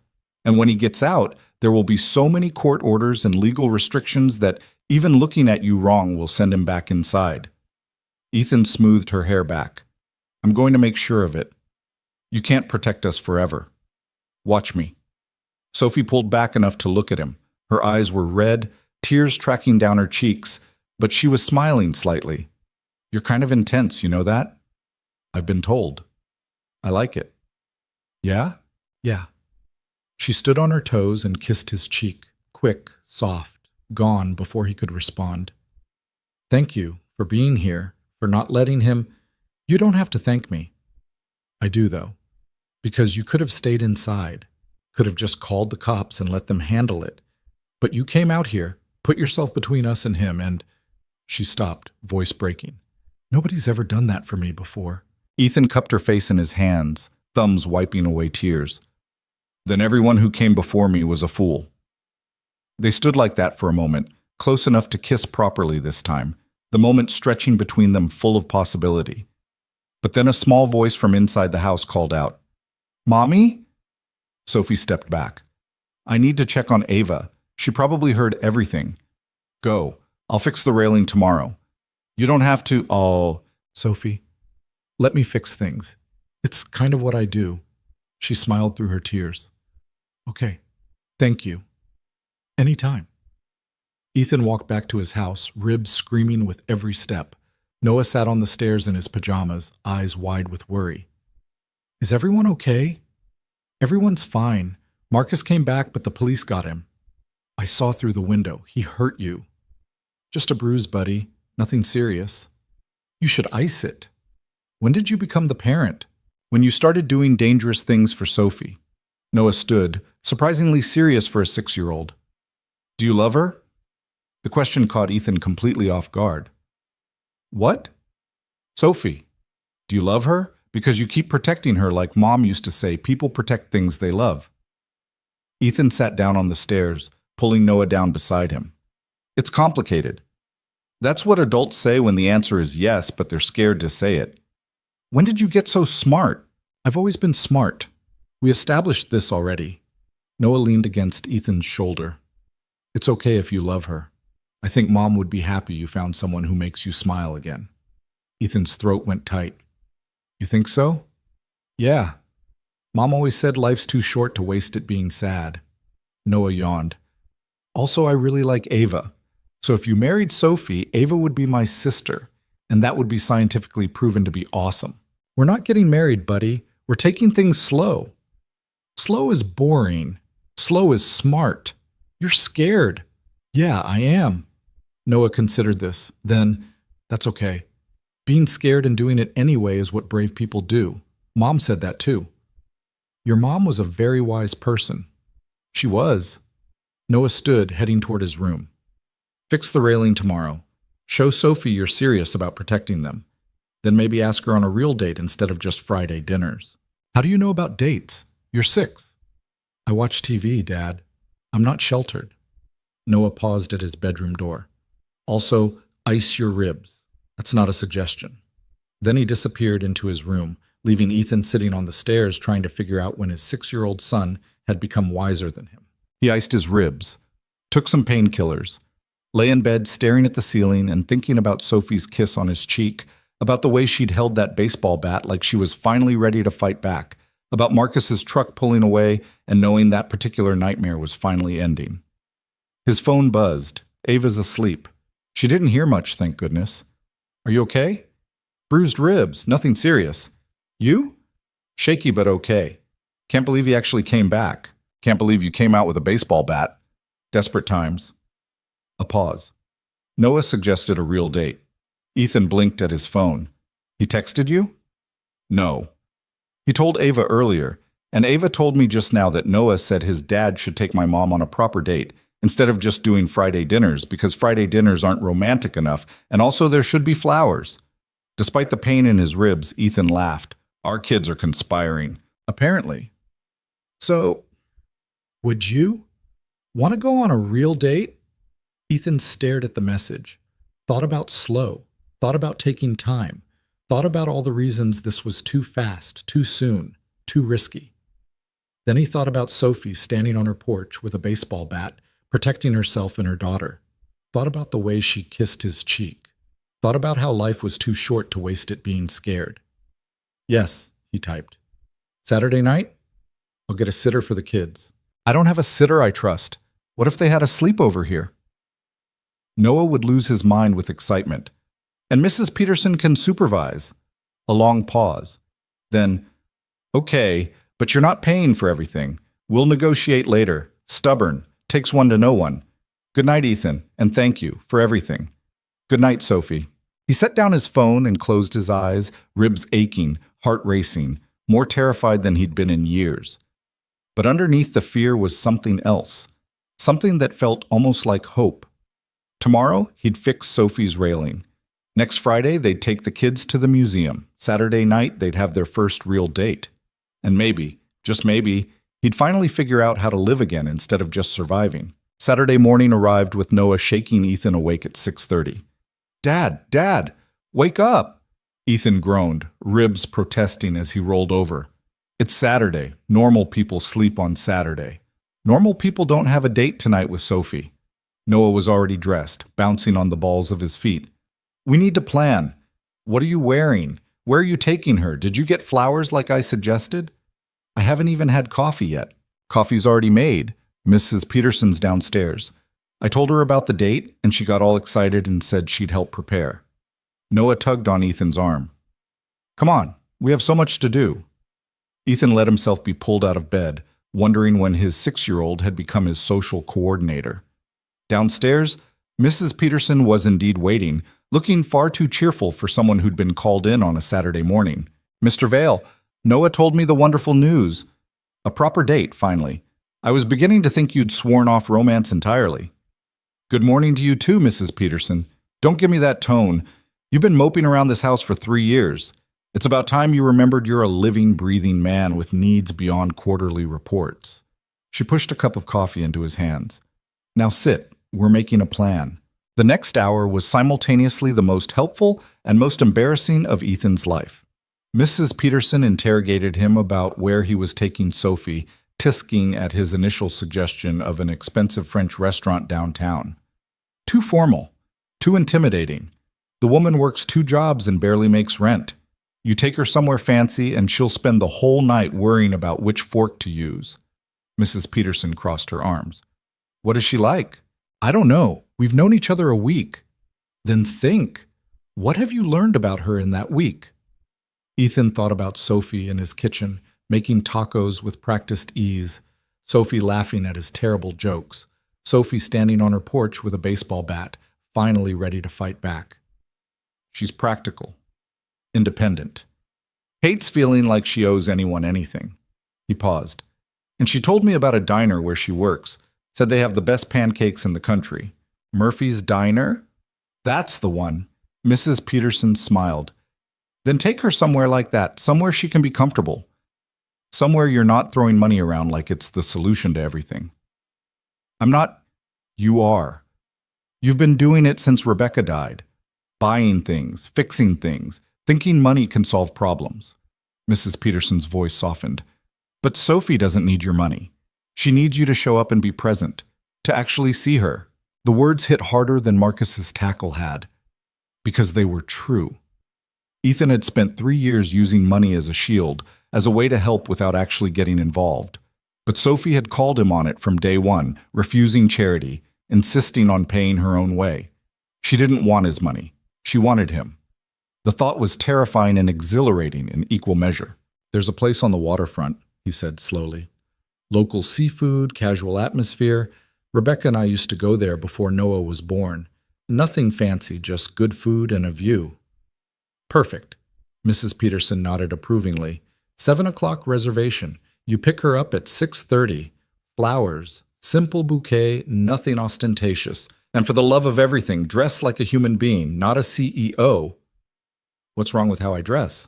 You own 17 suits and 3 pairs of jeans. That's what's wrong.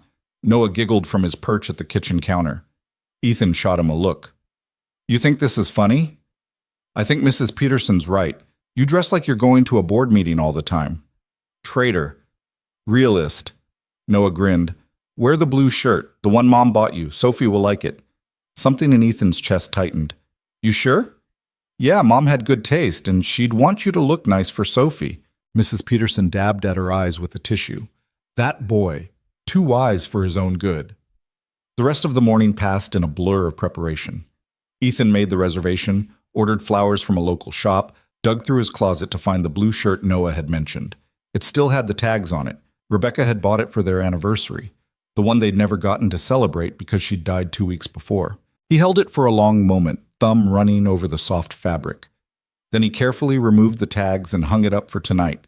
At noon, Sophie texted, The kids are losing their minds about the sleepover. Ava's packed and repacked her bag 4 times. Noah's done the same. Currently, he's reorganizing his dinosaur collection by time period instead of size, so Ava can see the proper evolutionary progression. That's the most Noah sentence I've ever read. He's very serious about dinosaur accuracy. Ava thinks they had feathers and wore tiny hats. I'm not sure which of our kids is more chaotic. Definitely Ava. She just asked if we're getting married after tonight. Ethan stared at his phone. What did you tell her? That grown-ups don't get married after one date, that sometimes people just like spending time together. How'd she take it? She said that's scientifically boring, but she'd allow it. Ethan laughed out loud. She's definitely your daughter. Speaking of, I'm nervous. Is that weird? I haven't been on a real date in almost 5 years. Not weird. I'm terrified. Really? Really? I keep thinking about all the ways I could screw this up. Like what? Like being too much or not enough, like saying the wrong thing. Like you realizing I'm just a workaholic who forgot how to be a normal person. Several minutes passed. Then, you fixed my door at 2 a.m. You protected me from my ex. You make my daughter laugh and gave my life back some light. You're not too much. You're not enough. You're exactly what I didn't know I needed. Ethan read the message 3 times. Then, 6:30. I'll pick you up. I'll be ready. Sophie? Yeah? Thank you for giving this a chance. Thank you for asking. The afternoon crawled. Ethan tried to work but couldn't focus, tried to read but the words blurred together. Finally gave up and helped Noah construct an elaborate blanket fort in the living room for the sleepover, complete with a secret password and a no adults allowed policy. Except Mrs. Peterson, Noah clarified. She's providing snacks. Good to know I'm not invited to the fort in my own house. It's not personal, Dad. It's just fort rules. At 5 o'clock, Ethan went upstairs to shower and change. The blue shirt fit perfectly, bringing out his eyes in a way he'd forgotten clothes could. He paired it with dark jeans and the casual jacket Rebecca had always said made him look approachable instead of intimidating. When he came back downstairs, Noah whistled. You clean up good. Where did you learn to whistle? YouTube. Also, you look nervous? I am nervous. Don't be. Sophie already likes you. This is just making it official. When did you become a dating expert? When I started paying attention, Noah straightened Ethan's collar with surprising care. Have fun, okay? And don't talk about work the whole time. That's boring. Noted. And listen when she talks. Really listen. Don't just wait for your turn to speak. Noah, and if you really like her, tell her. Don't play games. Mom always said games were for people who were afraid to be honest. Ethan pulled his son into a hug, careful of his still tender ribs. When did you grow up? I've always been grown up. You just started noticing. Noah hugged him back fiercely. I love you, Dad. I love you too, buddy. The doorbell rang. The florist delivery. A simple bouquet of wildflowers, nothing ostentatious, exactly what Mrs. Peterson had recommended. Ethan checked his reflection one more time, grabbed his keys, and headed for the door. Good luck, Noah called after him. Remember, listen, don't talk about work and be honest. Got it. And don't come home too early. Stay out late. Live a little. Mrs. Peterson's laughter followed Ethan out the door. The walk across the lawn to Sophie's house felt longer than it should have. Ethan's heart hammered against his ribs, the bruised ones and the healthy ones alike. He was 32 years old, had negotiated billion-dollar deals, had addressed stockholders and board members without breaking a sweat. But walking up to Sophie's door for their first real date made his hands shake. He knocked. Waited. Heard movement inside, Sophie's voice telling Ava to give her 1 more minute. Then the door opened and Ethan forgot how to breathe. Sophie wore a simple green dress that brought out the color of her eyes, her hair falling loose around her shoulders instead of pulled back in her usual ponytail. She'd done something with makeup that made her features more defined, more striking. But it was the smile that got him, nervous and genuine and beautiful. Hi, she said. Hi. He held out the flowers. These are for you. They're beautiful. She took them, burying her face in the blooms for a moment. Come in. I just need to put these in water and then we can go. Ethan stepped inside. The house was different than it had been that first night. Cleaner, more organized, small touches that showed Sophie had been trying to make it a real home. Pictures on the walls now, most of them Ava's crayon drawings. A small bookshelf filled with worn paperbacks. A rug that didn't quite match anything but added warmth to the living room. Ava came barreling around the corner, Mr. Crunch clutched in one hand, her sleepover bag in the other. She skidded to a stop when she saw Ethan, eyes going wide. You look fancy. So does your mom. I know, I helped her pick the dress. Ava set down her bag and circled Ethan critically. You didn't bring her chocolate. Was I supposed to? In movies, the man always brings chocolate. It's scientifically romantic. I brought flowers. Flowers are pretty, but you can't eat them. Ava crossed her arms. Next time, bring chocolate, the kind with caramel. Ava Marie Carter, stop critiquing Mr. Vale's date performance, Sophie called from the kitchen. I'm just trying to help. Help by being good for Mrs. Peterson tonight. I'm always good. You're always chaotic. There's a difference. Sophie emerged from the kitchen, flowers arranged in a mason jar. She'd touched up her lipstick, grabbed a jacket that had seen better days but was clean and pressed. Ready? Ready. Ethan offered his arm. Sophie took it, and the simple gesture felt monumental. They said goodbye to Ava, who made them promise to come back and tell her everything about the date. Then they were walking across the lawn together, Sophie's hand tucked into the crook of Ethan's elbow, the evening air cool and crisp around them. I'm terrified, Sophie admitted as they reached Ethan's car. Me too. What if we run out of things to talk about? Then we sit in comfortable silence. What if the food's terrible? Then we leave and get burgers somewhere. What if... She stopped, biting her lip. What if this changes everything? What if we try this and it doesn't work, and then we can't go back to Friday dinners, and the kids lose each other, and... Ethan turned to face her fully, hands on her shoulders. Sophie, breathe. She did, shakily. We're going to dinner. That's it. No pressure, no expectations. Just two people who like each other spending time together. He paused. And if it doesn't work, we'll figure it out. We're adults. We can handle complicated. Can we? We've both survived worse than an awkward first date. That got a small laugh out of her. Fair point. He opened the car door for her. She slid into the passenger seat, looking around at the pristine interior with wide eyes. This car probably costs more than I make in 5 years. It's just a car. It's an Aston Martin. Still just a car. Ethan closed her door, walked around to the driver's side. And for the record, I don't care how much money you make. I care that you're here. Sophie was quiet as he pulled out of the driveway, heading toward the waterfront. Then, can I confess something? Always?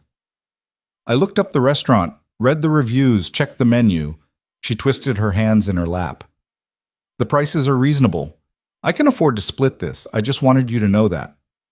Sophie, I know you said you'd pay, but I need to contribute. I need to feel like an equal partner in whatever this is, not someone you're rescuing. Ethan understood. He'd felt the same way after Rebecca died, when well-meaning friends had tried to help by throwing money at his problems, like their wealth could somehow fill the void she'd left. Okay, he said. We split everything, 50-50. Really? Really? But I'm still paying for dessert. That's non-negotiable. Why dessert? Because I want to, and because the key lime pie at this place is life-changing, and I refuse to let you experience it under financial duress. Sophie laughed, some of the tension leaving her shoulders. You're weird, says the woman who threatened her ex-boyfriend with a baseball bat. That was a completely rational response to an irrational situation. It was also incredibly brave. It was terrifying. My hands shook for an hour afterward. Sophie looked out the window at the passing scenery. But I'm tired of being afraid, tired of letting Marcus's shadow dictate my choices, tired of playing small because it feels safer than taking risks. Is that what tonight is? A risk? The biggest one I've taken in years. She turned to look at him. You scare me, Ethan. I scare you? Not in a bad way. In an I could actually care about you way. In an I could let you in, and you could hurt me way. She paused. And after Marcus, after everything, the idea of being that vulnerable again is terrifying, Ethan finished. Yeah, I know exactly what you mean. They drove in silence for a moment, the city lights starting to glow as dusk settled over everything. Then Sophie reached across the console and took his hand. Ethan laced their fingers together, and something in his chest settled. The restaurant was perfect. Casual, but not cheap. Busy, but not crowded. They got a table by the window overlooking the water, watching boats drift past with their running lights glowing in the growing darkness. The server brought menus and water, rattled off the specials, left them alone to decide. This place is beautiful, Sophie said, looking around with genuine appreciation. How'd you find it? Rebecca and I used to come here, before Noah was born, when we were young and broke and thought spending $40 on dinner was extravagant. Ethan smiled at the memory. She always ordered the crab cakes, said they were the only ones in the city that weren't trying too hard. Do you think she'd mind? You bringing me here? No. The answer came easily, surprisingly. She'd probably be relieved I finally stopped hiding from the world. Rebecca hated when people gave up on living. She sounds like she was an incredible person. She was. Stubborn, opinionated, fierce about the things she loved. She would have liked you, I think. You remind me of her sometimes. How? The way you fight for Ava, the way you refuse to accept help even when you desperately need it, the way you turned down my money and insisted on contributing. Ethan paused. Rebecca was the same way. Hated feeling indebted to anyone. Did she come from money? The opposite. Grew up poor, put herself through college, working 3 jobs, married me before I made my first million. She used to joke that she fell in love with my potential, not my bank account. Smart woman. The smartest. She kept me grounded when the business took off. Reminded me that money was just a tool, not a measure of worth. Ethan looked down at the menu without really seeing it. After she died, I forgot that. I threw myself into work, into deals, into building the company bigger and bigger because if I stopped moving, I'd have to feel something. And now I'm remembering what it feels like to be a person instead of a CEO. Thanks to you and Ava. He met Sophie's eyes across the table. You woke something up in me that I thought was dead. Sophie's eyes glistened. You did the same for me.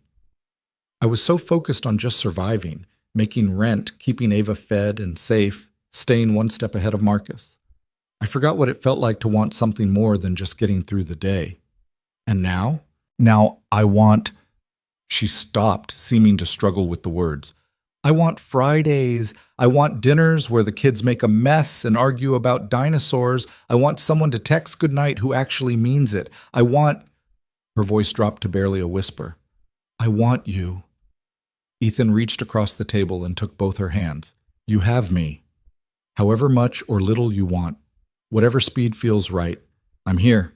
The server returned to take their order, breaking the moment. They ordered without looking at the menu. Sophie getting the crab cakes on Ethan's recommendation, Ethan getting the grilled salmon. They split an appetizer of calamari and debated whether ranch or marinara was the superior dipping sauce. Ranch is objectively wrong, Sophie argued. Ranch is a perfectly valid choice. Ranch is what people use when they don't appreciate the natural flavors. That's the most pretentious thing I've ever heard you say. I work at a diner. I'm allowed to have opinions about condiments. They were laughing when the food arrived, the conversation flowing easier now. Sophie told him about growing up in foster care, bouncing between homes, aging out of the system at 18 with nothing but a high school diploma and determination. She'd wanted to be a nurse since she was 12, when a kind ER nurse had patched up a split lip from a foster brother's fist and told her she was strong enough to survive anything. I got into nursing school on a scholarship, Sophie said, picking at her crab cakes. Had 1 semester left when I met Marcus. He seemed charming at first, attentive, interested in my life. By the time I realized he was controlling, I was already pregnant with Ava. Did he want you to quit school? He demanded it, said nursing was a waste of time, that I should focus on being a good mother and girlfriend. I was young and scared and convinced he'd change. Sophie set down her fork. I dropped out, took a job waitressing to pay rent while he promised to find work. But the jobs never materialized. The drinking got worse, the anger got worse, and by the time Ava was born, I was trapped. How'd you get out? He stole my tip money 1 too many times. I came home to find him passed out drunk with Ava crying in her crib, diaper unchanged for hours. And something just broke. I packed what I could carry, took Ava to a women's shelter, and filed for a restraining order the next day. That must have taken incredible courage.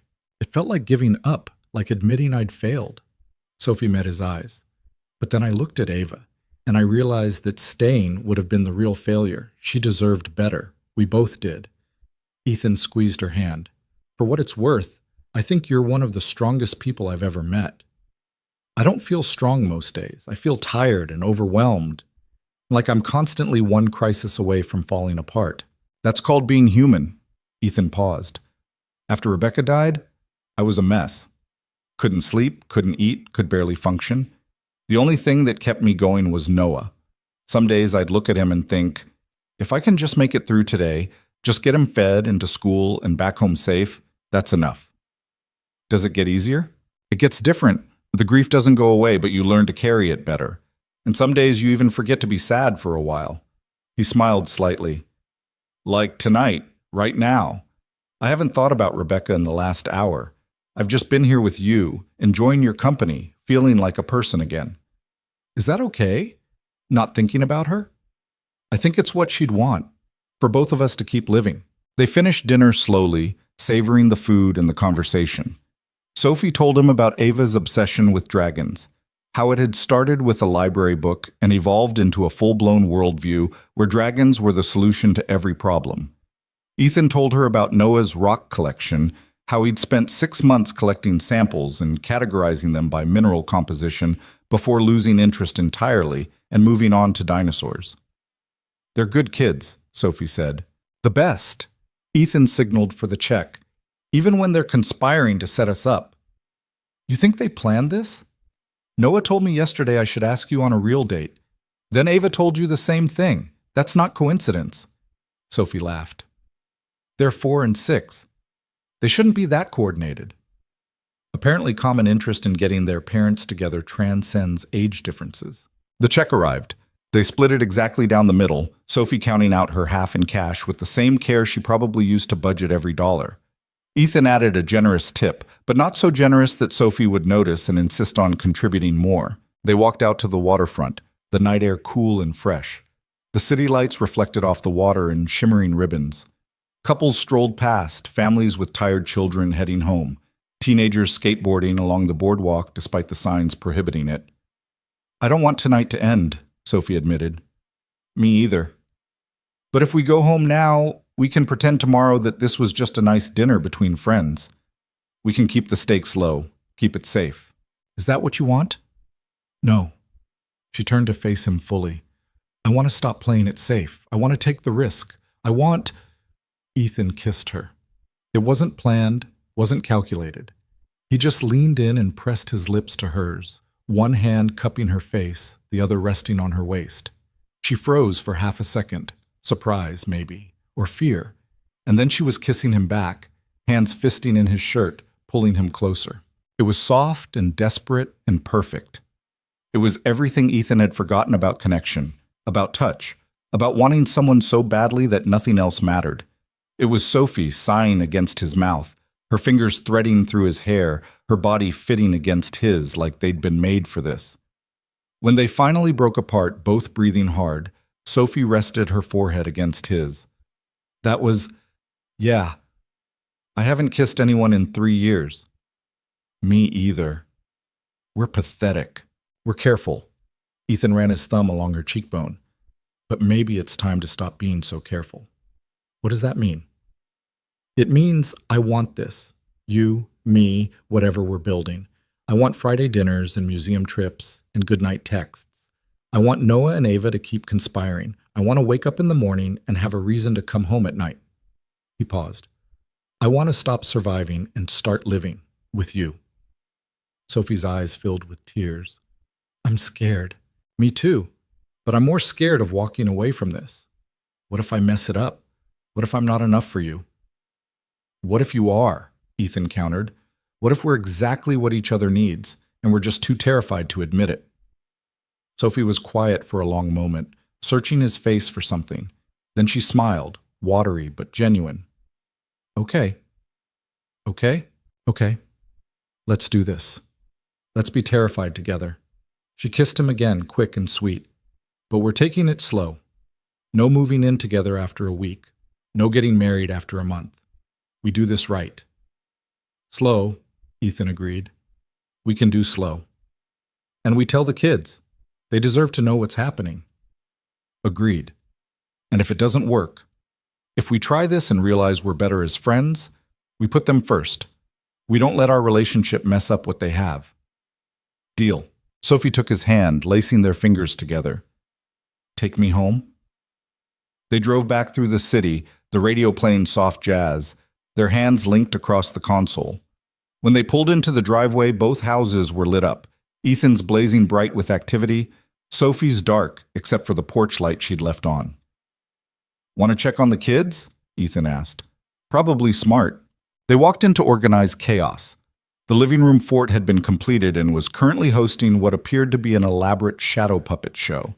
Mrs. Peterson sat on the couch with a book, looking remarkably unfazed by the noise. "How'd it go?" she asked, closing her novel. "Good," Ethan said. "Really good." "I can see that." Mrs. Peterson's eyes sparkled knowingly. "Your lipstick's smudged, Miss Carter." Sophie's hand flew to her mouth. "Oh, no." "Relax. I'm happy for you both. It's about time." Mrs. Peterson stood, smoothing her skirt. "The children have been angels. Well, mostly angels. There was an incident with chocolate milk and the carpet, but I handled it." "What kind of incident?" "The kind that's already cleaned up and doesn't need to be discussed." She grabbed her purse. "I'll see myself out. Have a good evening, you two, or what's left of it." After she left, Ethan and Sophie approached the fort cautiously. "Noah? Ava? We're home." Two small faces appeared through the blanket door. "You're back early," Ava accused. "It's almost 10 o'clock, Sophie pointed out. "That's early for a date. Dates are supposed to go until midnight. That's scientifically romantic." "Where do you learn these things?" Sophie asked. "TV.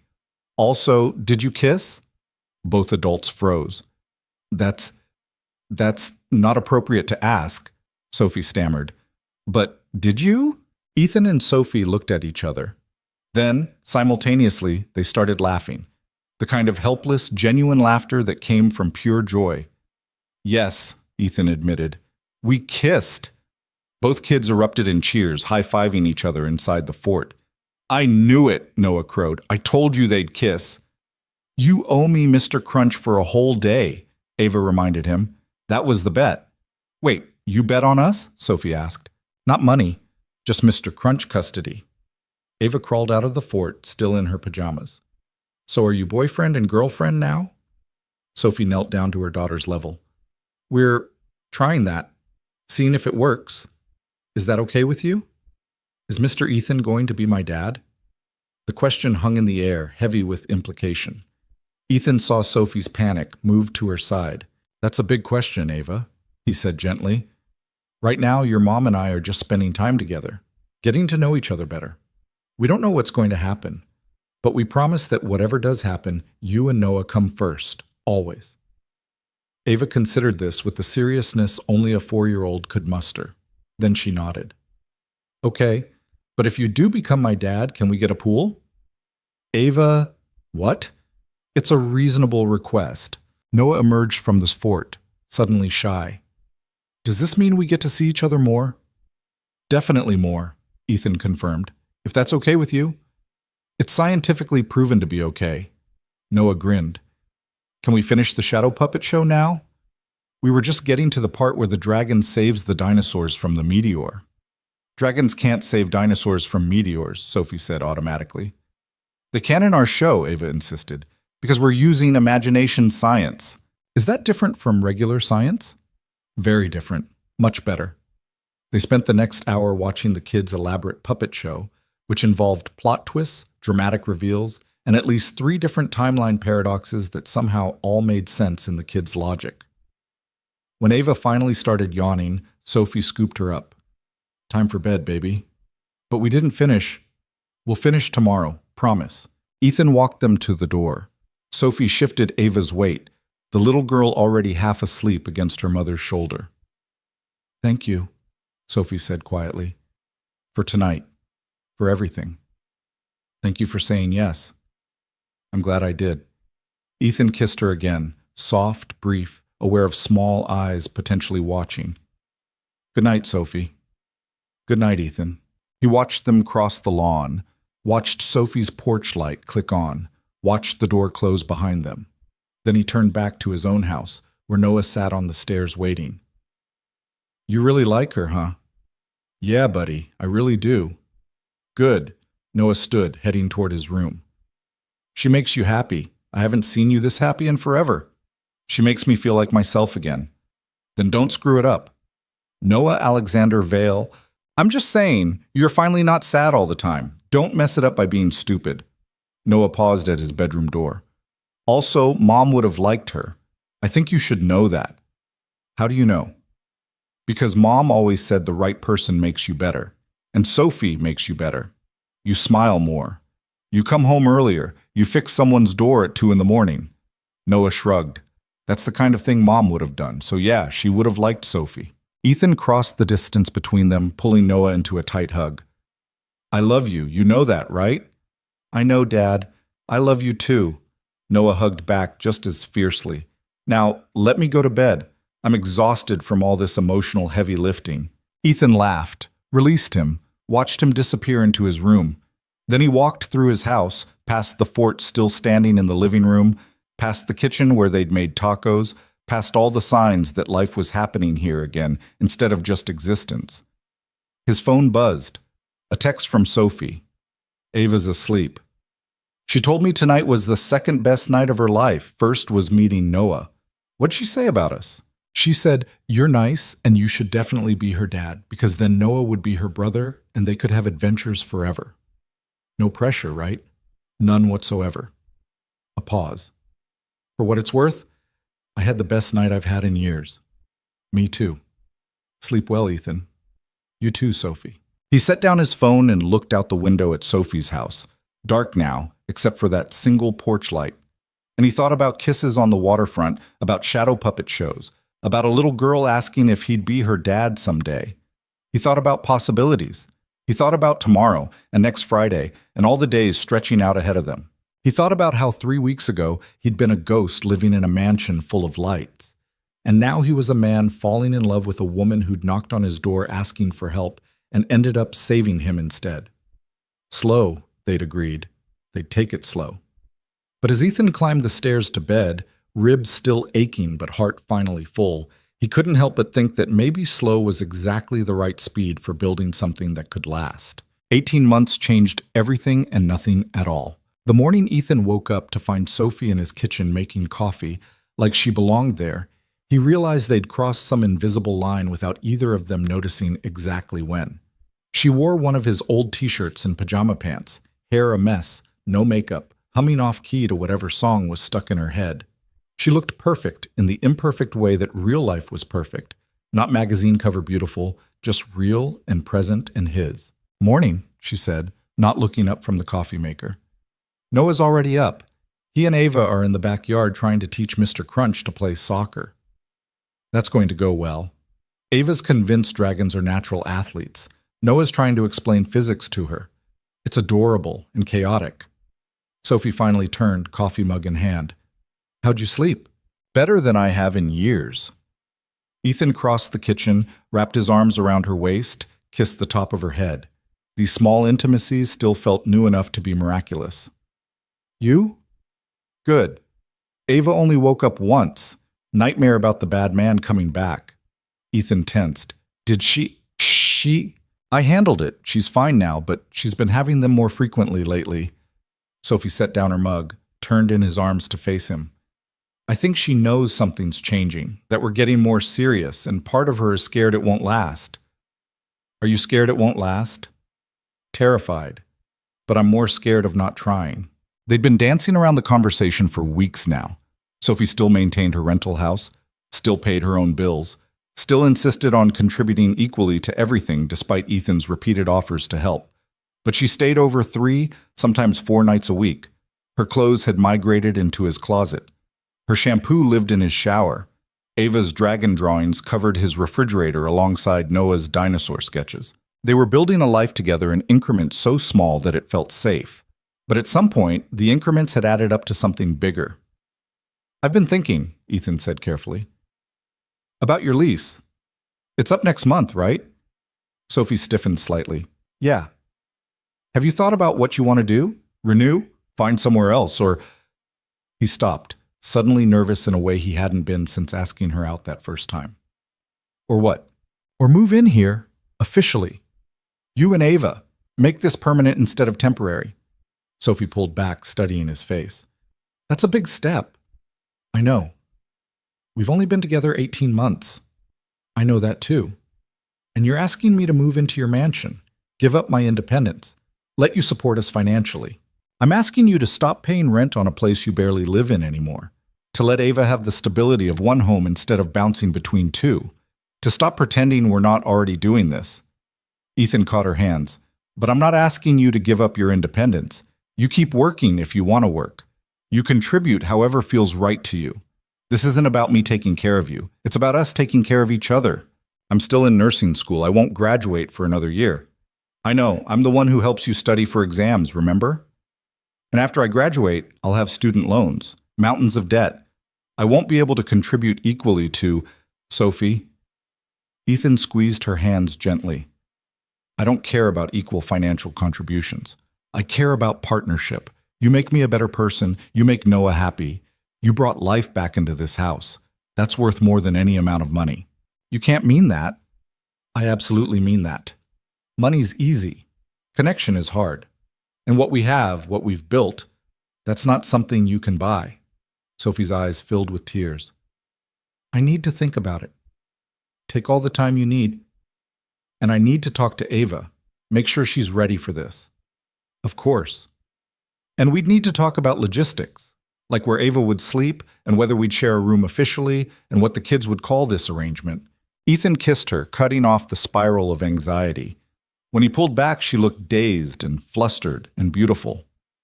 Think about it, he repeated. Talk to Ava. We'll figure out the logistics together. No pressure. Okay. Sophie took a shaky breath. Okay, I'll think about it. Through the window, they could see Noah and Ava in the backyard. Noah had apparently given up on teaching Mr. Crunch soccer and was now demonstrating proper kicking technique while Ava narrated as if it were a nature documentary. Their laughter carried through the glass, bright and uncomplicated. They're already a family, Sophie said quietly. Those two. They don't need a formal arrangement to know they belong together. No. But maybe the formal arrangement is for us. So we can stop being scared of wanting this. Sophie leaned into him, and they stood there watching the kids play, drinking coffee, existing in the comfortable silence they'd learned to share. After a while, she said, I'll talk to Ava tonight.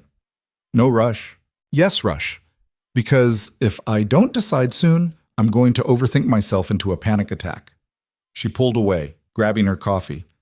I'm going to shower. You should probably make breakfast before the kids decide to feed themselves and burn down the kitchen. That happened one time. Noah was trying to make flambe. He's 6. 7 now, and it was barely a fire. It set off the smoke alarm. Technically, that means the safety systems work. Sophie laughed, shaking her head as she headed toward the stairs. You're impossible. You love me anyway. She stopped, turned back. They hadn't said those words yet, not out loud, not officially. 18 months of dating, of building something real, and they danced around the big declaration like it might shatter if spoken aloud. Yeah, Sophie said softly. I do. I love you, Ethan Vale, even when you're defending your son's pyromaniac tendencies. I love you too, Sophie Carter, even when you're being stubborn about accepting help. Good, because I'm not going to stop being stubborn. I wouldn't want you to. She disappeared upstairs. Ethan stood in his kitchen, heart full, and thought about how far they'd come from that rainy night when a scared little girl had knocked on his door asking for help. He was still thinking about it when Noah and Ava burst through the back door, tracking mud across the floor and arguing about whether dragons could technically be considered mammals. Dad! Noah spotted him immediately. Tell Ava that dragons are reptiles, not mammals. Dragons aren't real, so they're not classified in any biological category, Ethan pointed out. Both kids stared at him like he'd personally insulted them. Fine. If dragons were real, they'd be mammals, he amended, because they're warm-blooded and care for their young. See, Ava crowed, I told you. That's not fair. Dad's just saying that because you're here and he doesn't want to upset you. Or maybe I'm right and you're wrong. Or maybe you're both right in your own imaginary biological taxonomies. And we should focus on getting the mud off my clean floor. Ethan grabbed paper towels. Shoes off. Both of you. Now. They grumbled but obeyed, leaving muddy footprints all the way to the door before finally stepping out of their sneakers. Ethan cleaned up while they washed their hands at the sink, still debating dragon biology with the kind of passionate intensity only children could muster. "Where's Mom?" Ava asked, climbing onto a stool. "Shower. She'll be down soon." Ethan started pulling out ingredients for pancakes. "You two hungry?" "Starving," Noah declared. "Teaching dragon soccer is exhausting."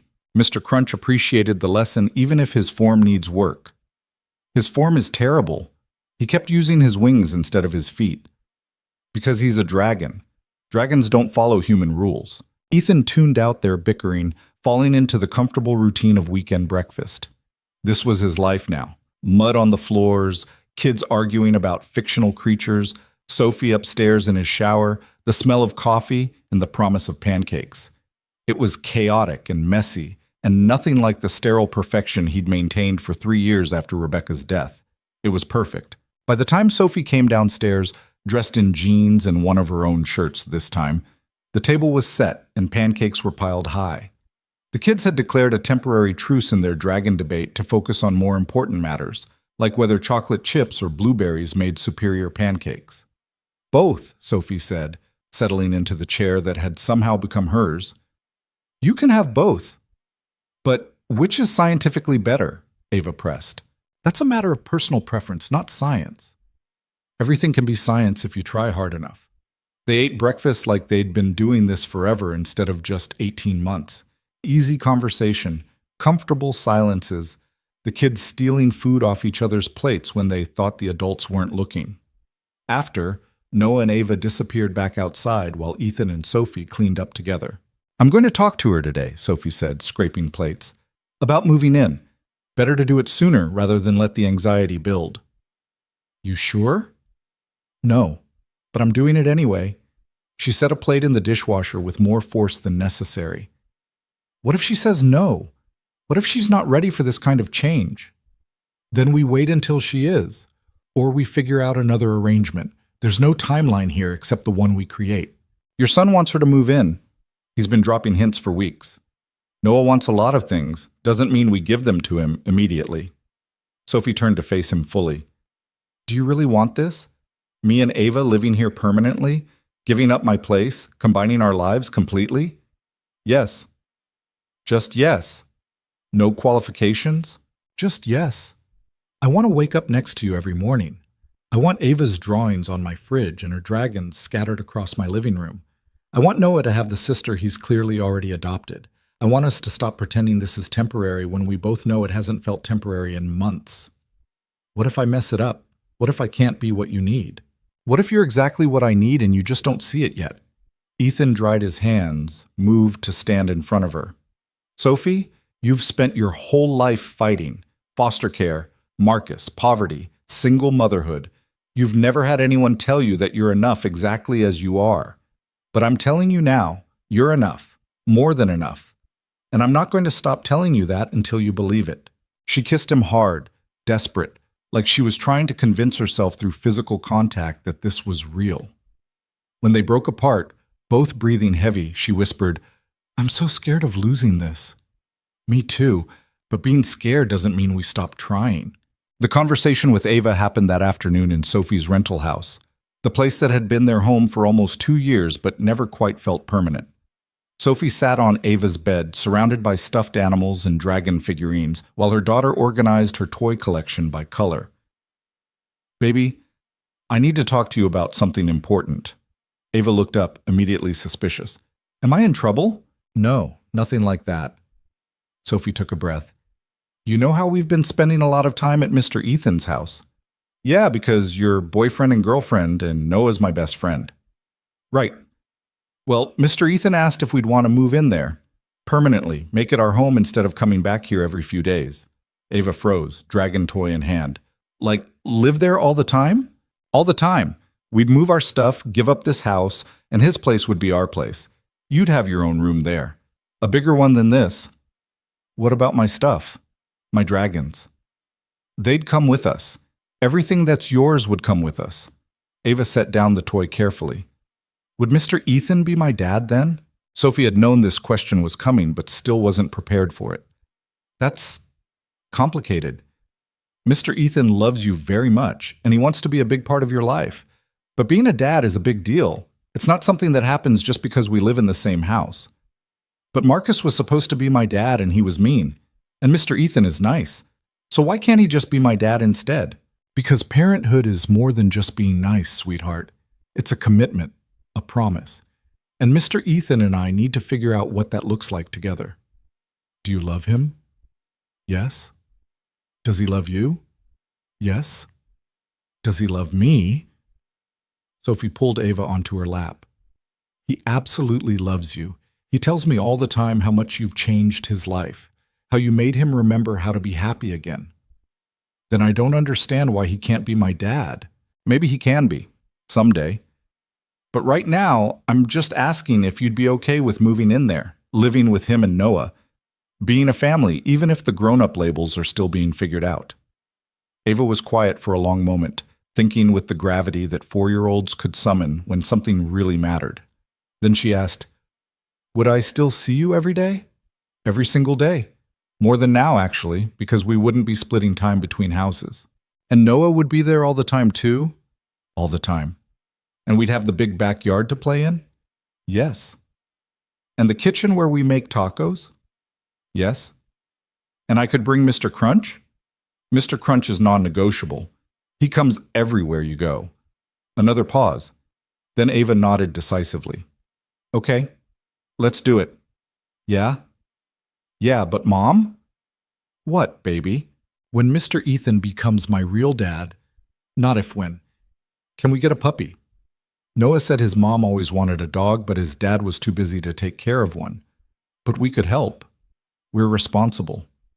Sophie laughed through the tears she'd been holding back. "We'll talk about it after we move in and get settled." "That's grown up for probably not." "That's grown up for maybe if you prove you can handle the responsibility." "I can handle it. I take care of Mr. Crunch every day and he's very demanding." "Mr. Crunch is a stuffed animal."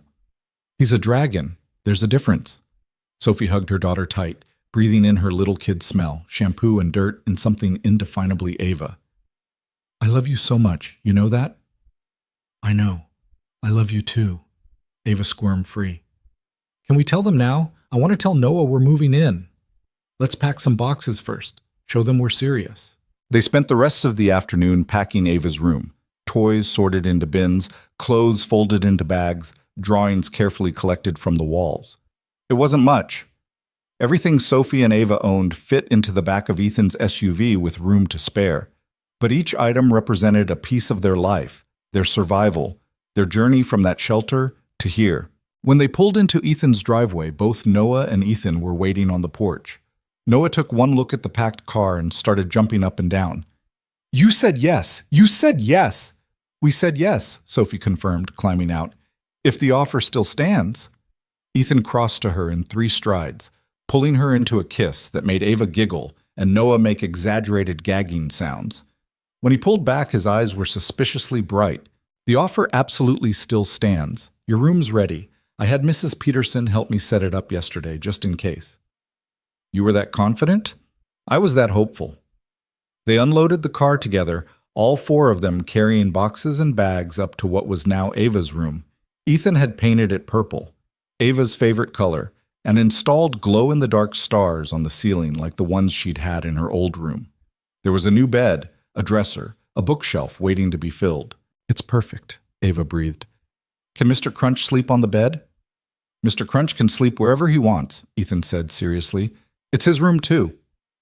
While the kids unpacked Ava's dragons and arranged them precisely on her new shelves, Sophie and Ethan stood in the doorway watching. "Thank you," Sophie said quietly, "for all of this, for making space for us in your life. You made space in my life the night you knocked on my door with a broken lock and a scared daughter. I'm just returning the favor." "That's not how this works." "No? Then how does it work?" Sophie leaned into him, his arm coming around her shoulders automatically. "It works like this. We show up for each other. We build something together. We mess up sometimes and forgive each other. We let the kids eat too much sugar and stay up too late. We fight about stupid things like dishwasher loading techniques and what constitutes an appropriate bedtime. We wake up in the middle of the night when Ava has nightmares, and we hold her until she feels safe again. We celebrate Noah's small victories and Ava's big imagination. We live together." That sounds perfect. That sounds messy. Same thing. That night after the kids were asleep, Ava in her new purple room, Noah in his dinosaur cave down the hall, Sophie and Ethan sat on the back porch with glasses of wine, watching fireflies dance across the lawn. I gave up my apartment today, Sophie said. Called the landlord, told him I wouldn't be renewing. It's done. Official. How does it feel? Terrifying, like I'm jumping off a cliff and hoping you'll catch me. I'll catch you. You can't promise that. I can promise to try. Ethan set down his wine glass. Sophie, I need to tell you something, and I need you to just listen until I'm done, okay? She tensed. That's never a good start to a conversation. It's not bad. I promise. Just hear me out. He took her hand. I've been thinking about this for months. About what we are, what we're building. And I realize that I don't want to keep calling you my girlfriend. It feels too temporary, too casual for what this is. Ethan, let me finish. He reached into his pocket, pulled out a small velvet box. Sophie's breath caught. I'm not proposing. Not yet. We agreed to take things slow, and I'm keeping that promise. But I want you to have this. To know that I'm serious about us. About forever. He opened the box. Inside was a simple silver ring with a small stone. Not a diamond, something blue and understated. It's a promise ring, Ethan explained. A promise that when you're ready, when we're both ready, I'm going to ask you properly. I'm going to get down on one knee and give you the ring you deserve and ask you to marry me. But until then, this is my promise that I'm not going anywhere, that you and Ava are my family, that I love you both more than I thought I could love anything again after Rebecca died. Sophie was crying now, tears streaming down her face. You're not playing fair. I'm playing for keeps. He took the ring from the box. So what do you say? Will you wear this and let me prove that I'm worth the risk? You're already worth the risk, you idiot. She held out her hand, let him slide the ring onto her finger. It fit perfectly. But yes, I'll wear it. I'll take the promise. Her voice broke. I'll try to believe I deserve this. You deserve everything. Ethan pulled her into his lap, holding her while she cried against his shoulder. You deserve a partner who shows up, kids who are safe and loved, a home that's actually yours, a future where you don't have to fight alone anymore. I don't know how to not fight. Then fight with me instead of against me. Let me be on your team. They sat like that for a long time, wrapped around each other under the stars, while inside the house their children slept peacefully in their own rooms. Eventually Sophie's tears stopped, replaced by a calm that felt earned instead of forced. I should call my lawyer tomorrow, she said. Start the paperwork for Ava's custody. Make it official that Marcus has no parental rights. I'll come with you. You don't have to, I want to. We're doing this together, remember? Together. Sophie tested the word like she was learning a new language. I'm still getting used to that.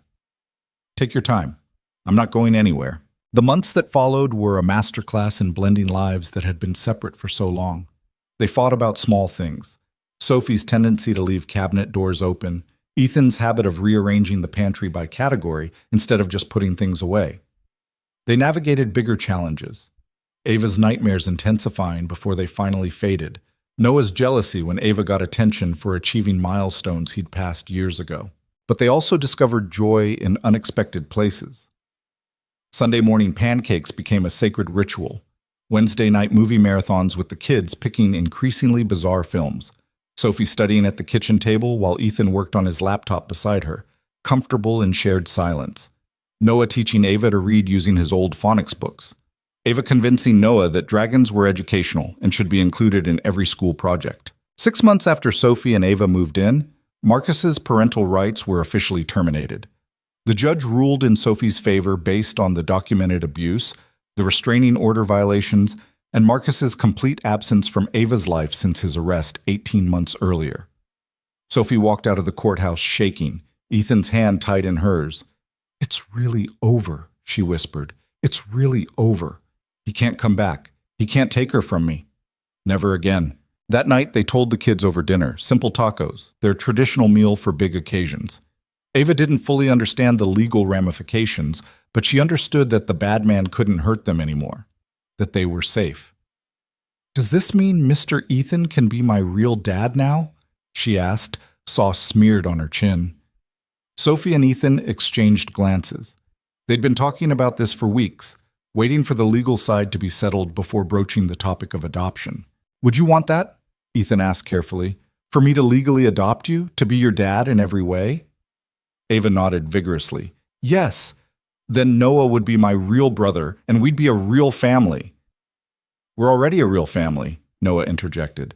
The legal stuff just makes it official for boring grown-up reasons. Noah's right, Sophie said. We're already a family.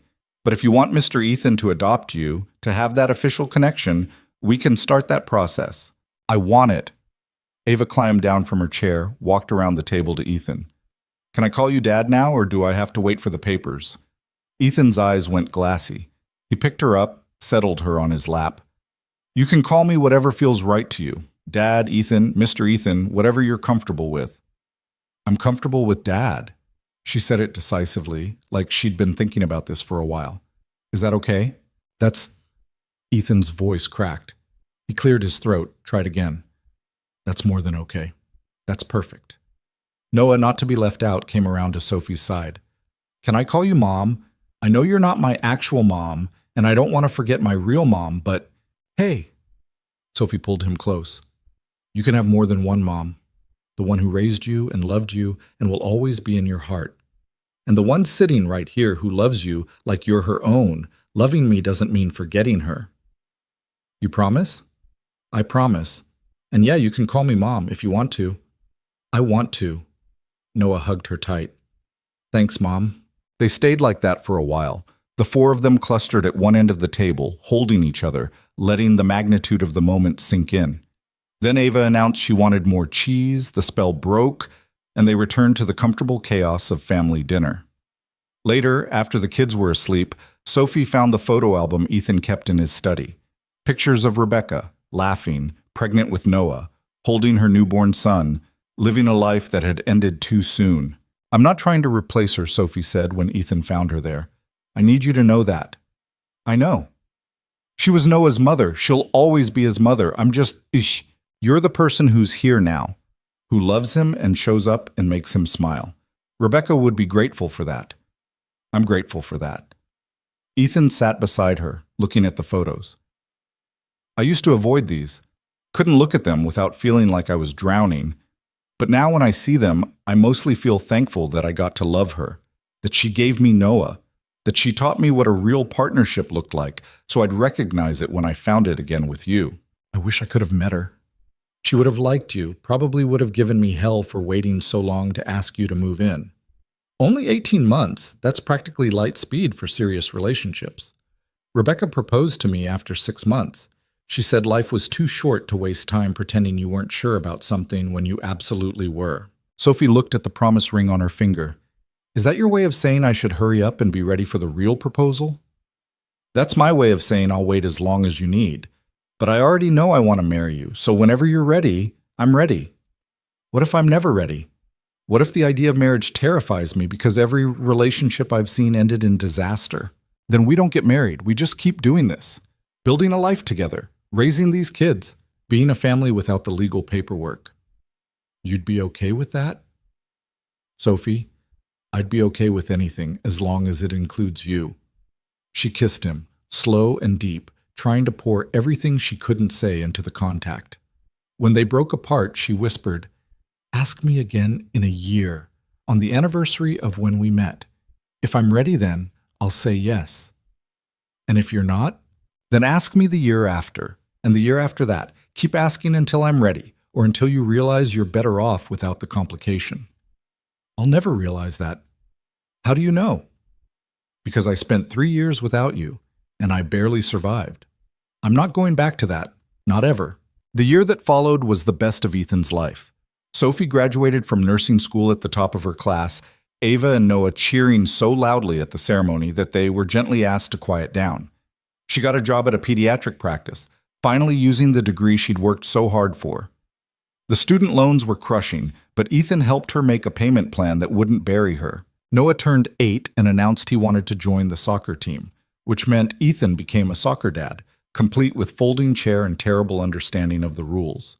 Ava turned 6 and started kindergarten, where she immediately declared herself the class dragon expert and started a petition to add dragons to the science curriculum. They adopted a dog, a rescue mutt named Pancake, who was afraid of his own shadow but loved the kids fiercely.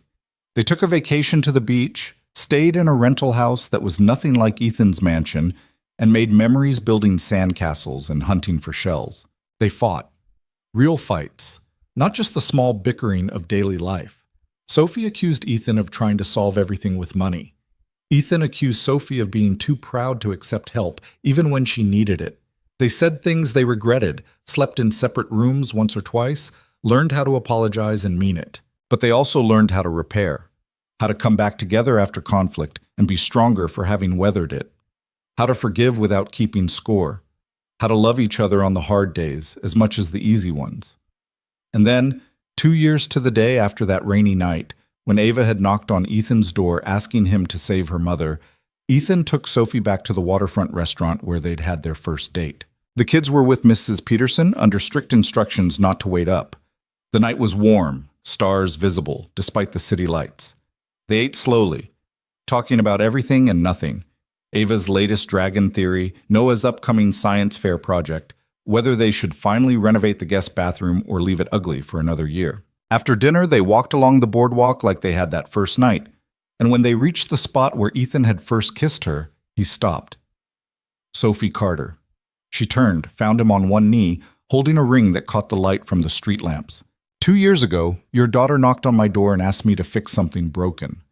I thought she meant the door, but really, she was asking me to fix myself, to remember how to live, how to love, how to be present for the people who matter. He took her hand. You've given me everything I didn't know I was missing. A reason to come home. A family that feels real instead of hollow. A future that doesn't look like just surviving until I die. And I don't want to wait another year or another day to make this official. Ethan, I know you're scared. I know marriage feels like a trap because that's all you've known. But I promise you, I'm not Marcus. I'm not your foster parents. I'm not anyone who's ever let you down before. I'm just a man who loves you, who wants to build a life with you, who wants to give you and Ava my name and my protection and everything I have. He paused. So will you marry me? Will you let me be your husband? Will you trust that this is real and lasting and worth the risk? Sophie was crying, hands shaking as she looked at the ring. It was beautiful, a simple band with 3 stones. 2 smaller ones flanking a larger one in the middle. The kids, she said through her tears. What about them? The 3 stones. They represent the kids, don't they? Noah and Ava on either side, us in the middle. You said family should always be at the center of everything we do. I wanted you to remember that every time you looked at your hand. You're killing me with this romantic symbolism. Is that a yes? That's a... She took a shaky breath. I'm still scared. I know.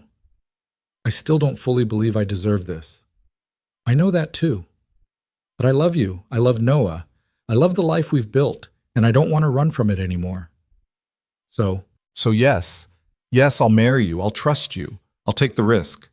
She held out her hand, let him slide the ring on. But if you ever make me regret this, I have a baseball bat, and I'm not afraid to use it. Ethan laughed, standing up and pulling her into his arms. Noted. Threatening your fiancé with sports equipment. Very romantic. I learned from the best. He kissed her there on the boardwalk, the same spot where this had started 2 years ago. But this time it wasn't tentative or nervous. This time it was certain. A promise of everything they'd built and everything still to come. When they got home, the kids were supposed to be asleep. Instead, they were camped out at the top of the stairs, Pancake between them, all 3 watching the door with barely contained excitement. Well? Noah demanded. Did she say yes? Sophie held up her hand, the ring glinting in the light. She said yes. Ava screamed. Noah whooped. Pancake barked. Mrs. Peterson emerged from the kitchen with champagne for the adults and sparkling cider for the kids, like she'd known this was coming. They celebrated together, all 6 of them, if you counted the dog, in the living room that was no longer silent or empty, but full of life and noise and love. Ava asked if she could be flower girl. Noah asked if he could give a speech. They argued about wedding colors and whether dragons should be part of the theme. We're not having dragons at the wedding, Sophie said. We should have at least one dragon, Ava argued, for good luck. Dragons aren't scientifically proven to bring good luck, Noah pointed out. Everything I like is scientifically proven. That's how science works. Ethan caught Sophie's eye across the chaos and grinned. This was his life now. This beautiful, messy, loud, imperfect life. And he wouldn't trade it for anything. 6 months later, they got married in the backyard of the house that had once been just Ethan's but was now theirs. Small ceremony, close friends, and family only. Ava was indeed the flower girl, wearing a purple dress with dragon scales embroidered on it. Noah gave a speech that was mostly about dinosaurs, but ended with a surprisingly touching tribute to his two moms, the one who gave him life and the one who taught him how to live again. Sophie walked herself down the aisle because she'd been fighting her own battles long enough that no one needed to give her away. She was choosing this freely. The officiant was the judge who'd terminated Marcus's parental rights, which felt full circle and right. When they exchanged vows, Sophie promised to let Ethan help her, even when it was hard. Ethan promised to see Sophie as an equal partner even when he wanted to solve everything with money. They both promised to show up for the kids, for each other, for the family they'd built from broken pieces. And when the officiant pronounced them married, when Ethan kissed his wife for the first time, the kids cheered louder than anyone. Pancake howled. Mrs. Peterson dabbed at her eyes. It wasn't perfect. The cake tilted slightly. The DJ played the wrong song for the first dance. Ava spilled juice on her dress and cried about the stain. Noah got into a fight with a cousin about proper dinosaur classification. But it was real. It was theirs. Later, after the guests had gone and the kids were finally asleep, all three of them piled into Noah's bed despite having their own rooms. Ethan and Sophie stood in their backyard looking at the remnants of the celebration. "We did it," Sophie said. "We actually built something lasting." "Never doubted it for a second." "Liar. You doubted it plenty." "Okay, fine. I doubted it constantly. But I wanted it so badly that I kept showing up anyway." Sophie leaned into him, and they swayed slightly even though there was no music. "Thank you." "For what?" "For fixing my door that night. For not being annoyed when I refused your help. For giving Ava a father who actually shows up. For loving my broken parts instead of trying to fix them. Thank you for knocking on my door. For refusing to let me solve everything with money. For giving Noah a mother who actually sees him, for loving me even when I was still figuring out how to be human again. They stood there for a long time, holding each other under the stars, listening to the sounds of the neighborhood settling down for the night. Somewhere in the distance, a dog barked. A car passed. Normal sounds of normal life. And Ethan thought about that rainy night 2 years ago when a scared little girl had asked him for help. How he thought he was saving her family. How he hadn't realized they were saving him. He thought about Rebecca, who would have loved Sophie and approved of everything they'd built. Who would have wanted him to find happiness again instead of wasting his life in grief. He thought about Noah and Ava, asleep upstairs, probably sprawled across each other in ways that would leave them with sore necks tomorrow. About the family they'd become not through biology, but through choice. He thought about Sophie, her hand in his, her ring on her finger, her trust given after years of learning that trust only led to pain. And he realized that broken things didn't always need fixing. Sometimes they just needed someone willing to sit with them in the mess, to hold space for the imperfect parts, to build something new from the pieces that remained. Sometimes salvation didn't look like rescue. It looked like mutual recognition. Two broken people finding each other and deciding that broken together was better than whole alone. "I love you," he said into Sophie's hair. "I love you too," she answered. "Even though you're ridiculous and romantic and tried to put dragons on the wedding invitations just to make Ava happy." She appreciated the gesture even if you vetoed it. She got dragon scales on her dress. That was the compromise. "You're getting good at compromise." "I'm learning from the best." They walked inside together, locked the door behind them, climbed the stairs to check on the kids one more time. Found them exactly as expected. Tangled together, Pancake at the foot of the bed, Mr. Crunch tucked under Ava's arm. Their family. Imperfect and chaotic and built from the rubble of everything that had come before. "You think we're doing this right?" Sophie whispered, watching the kids sleep. "I think we're doing it our way," Ethan answered.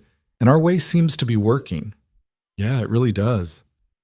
They closed the door softly and walked to their own room, the one they'd share now, officially, legally, permanently. And as Ethan fell asleep with Sophie curled against him, he sent a silent thank you to whatever force in the universe had sent a little girl through the rain to knock on his door.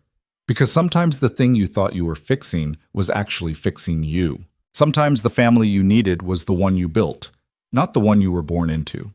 And sometimes, if you were very lucky, broken doors led to open hearts.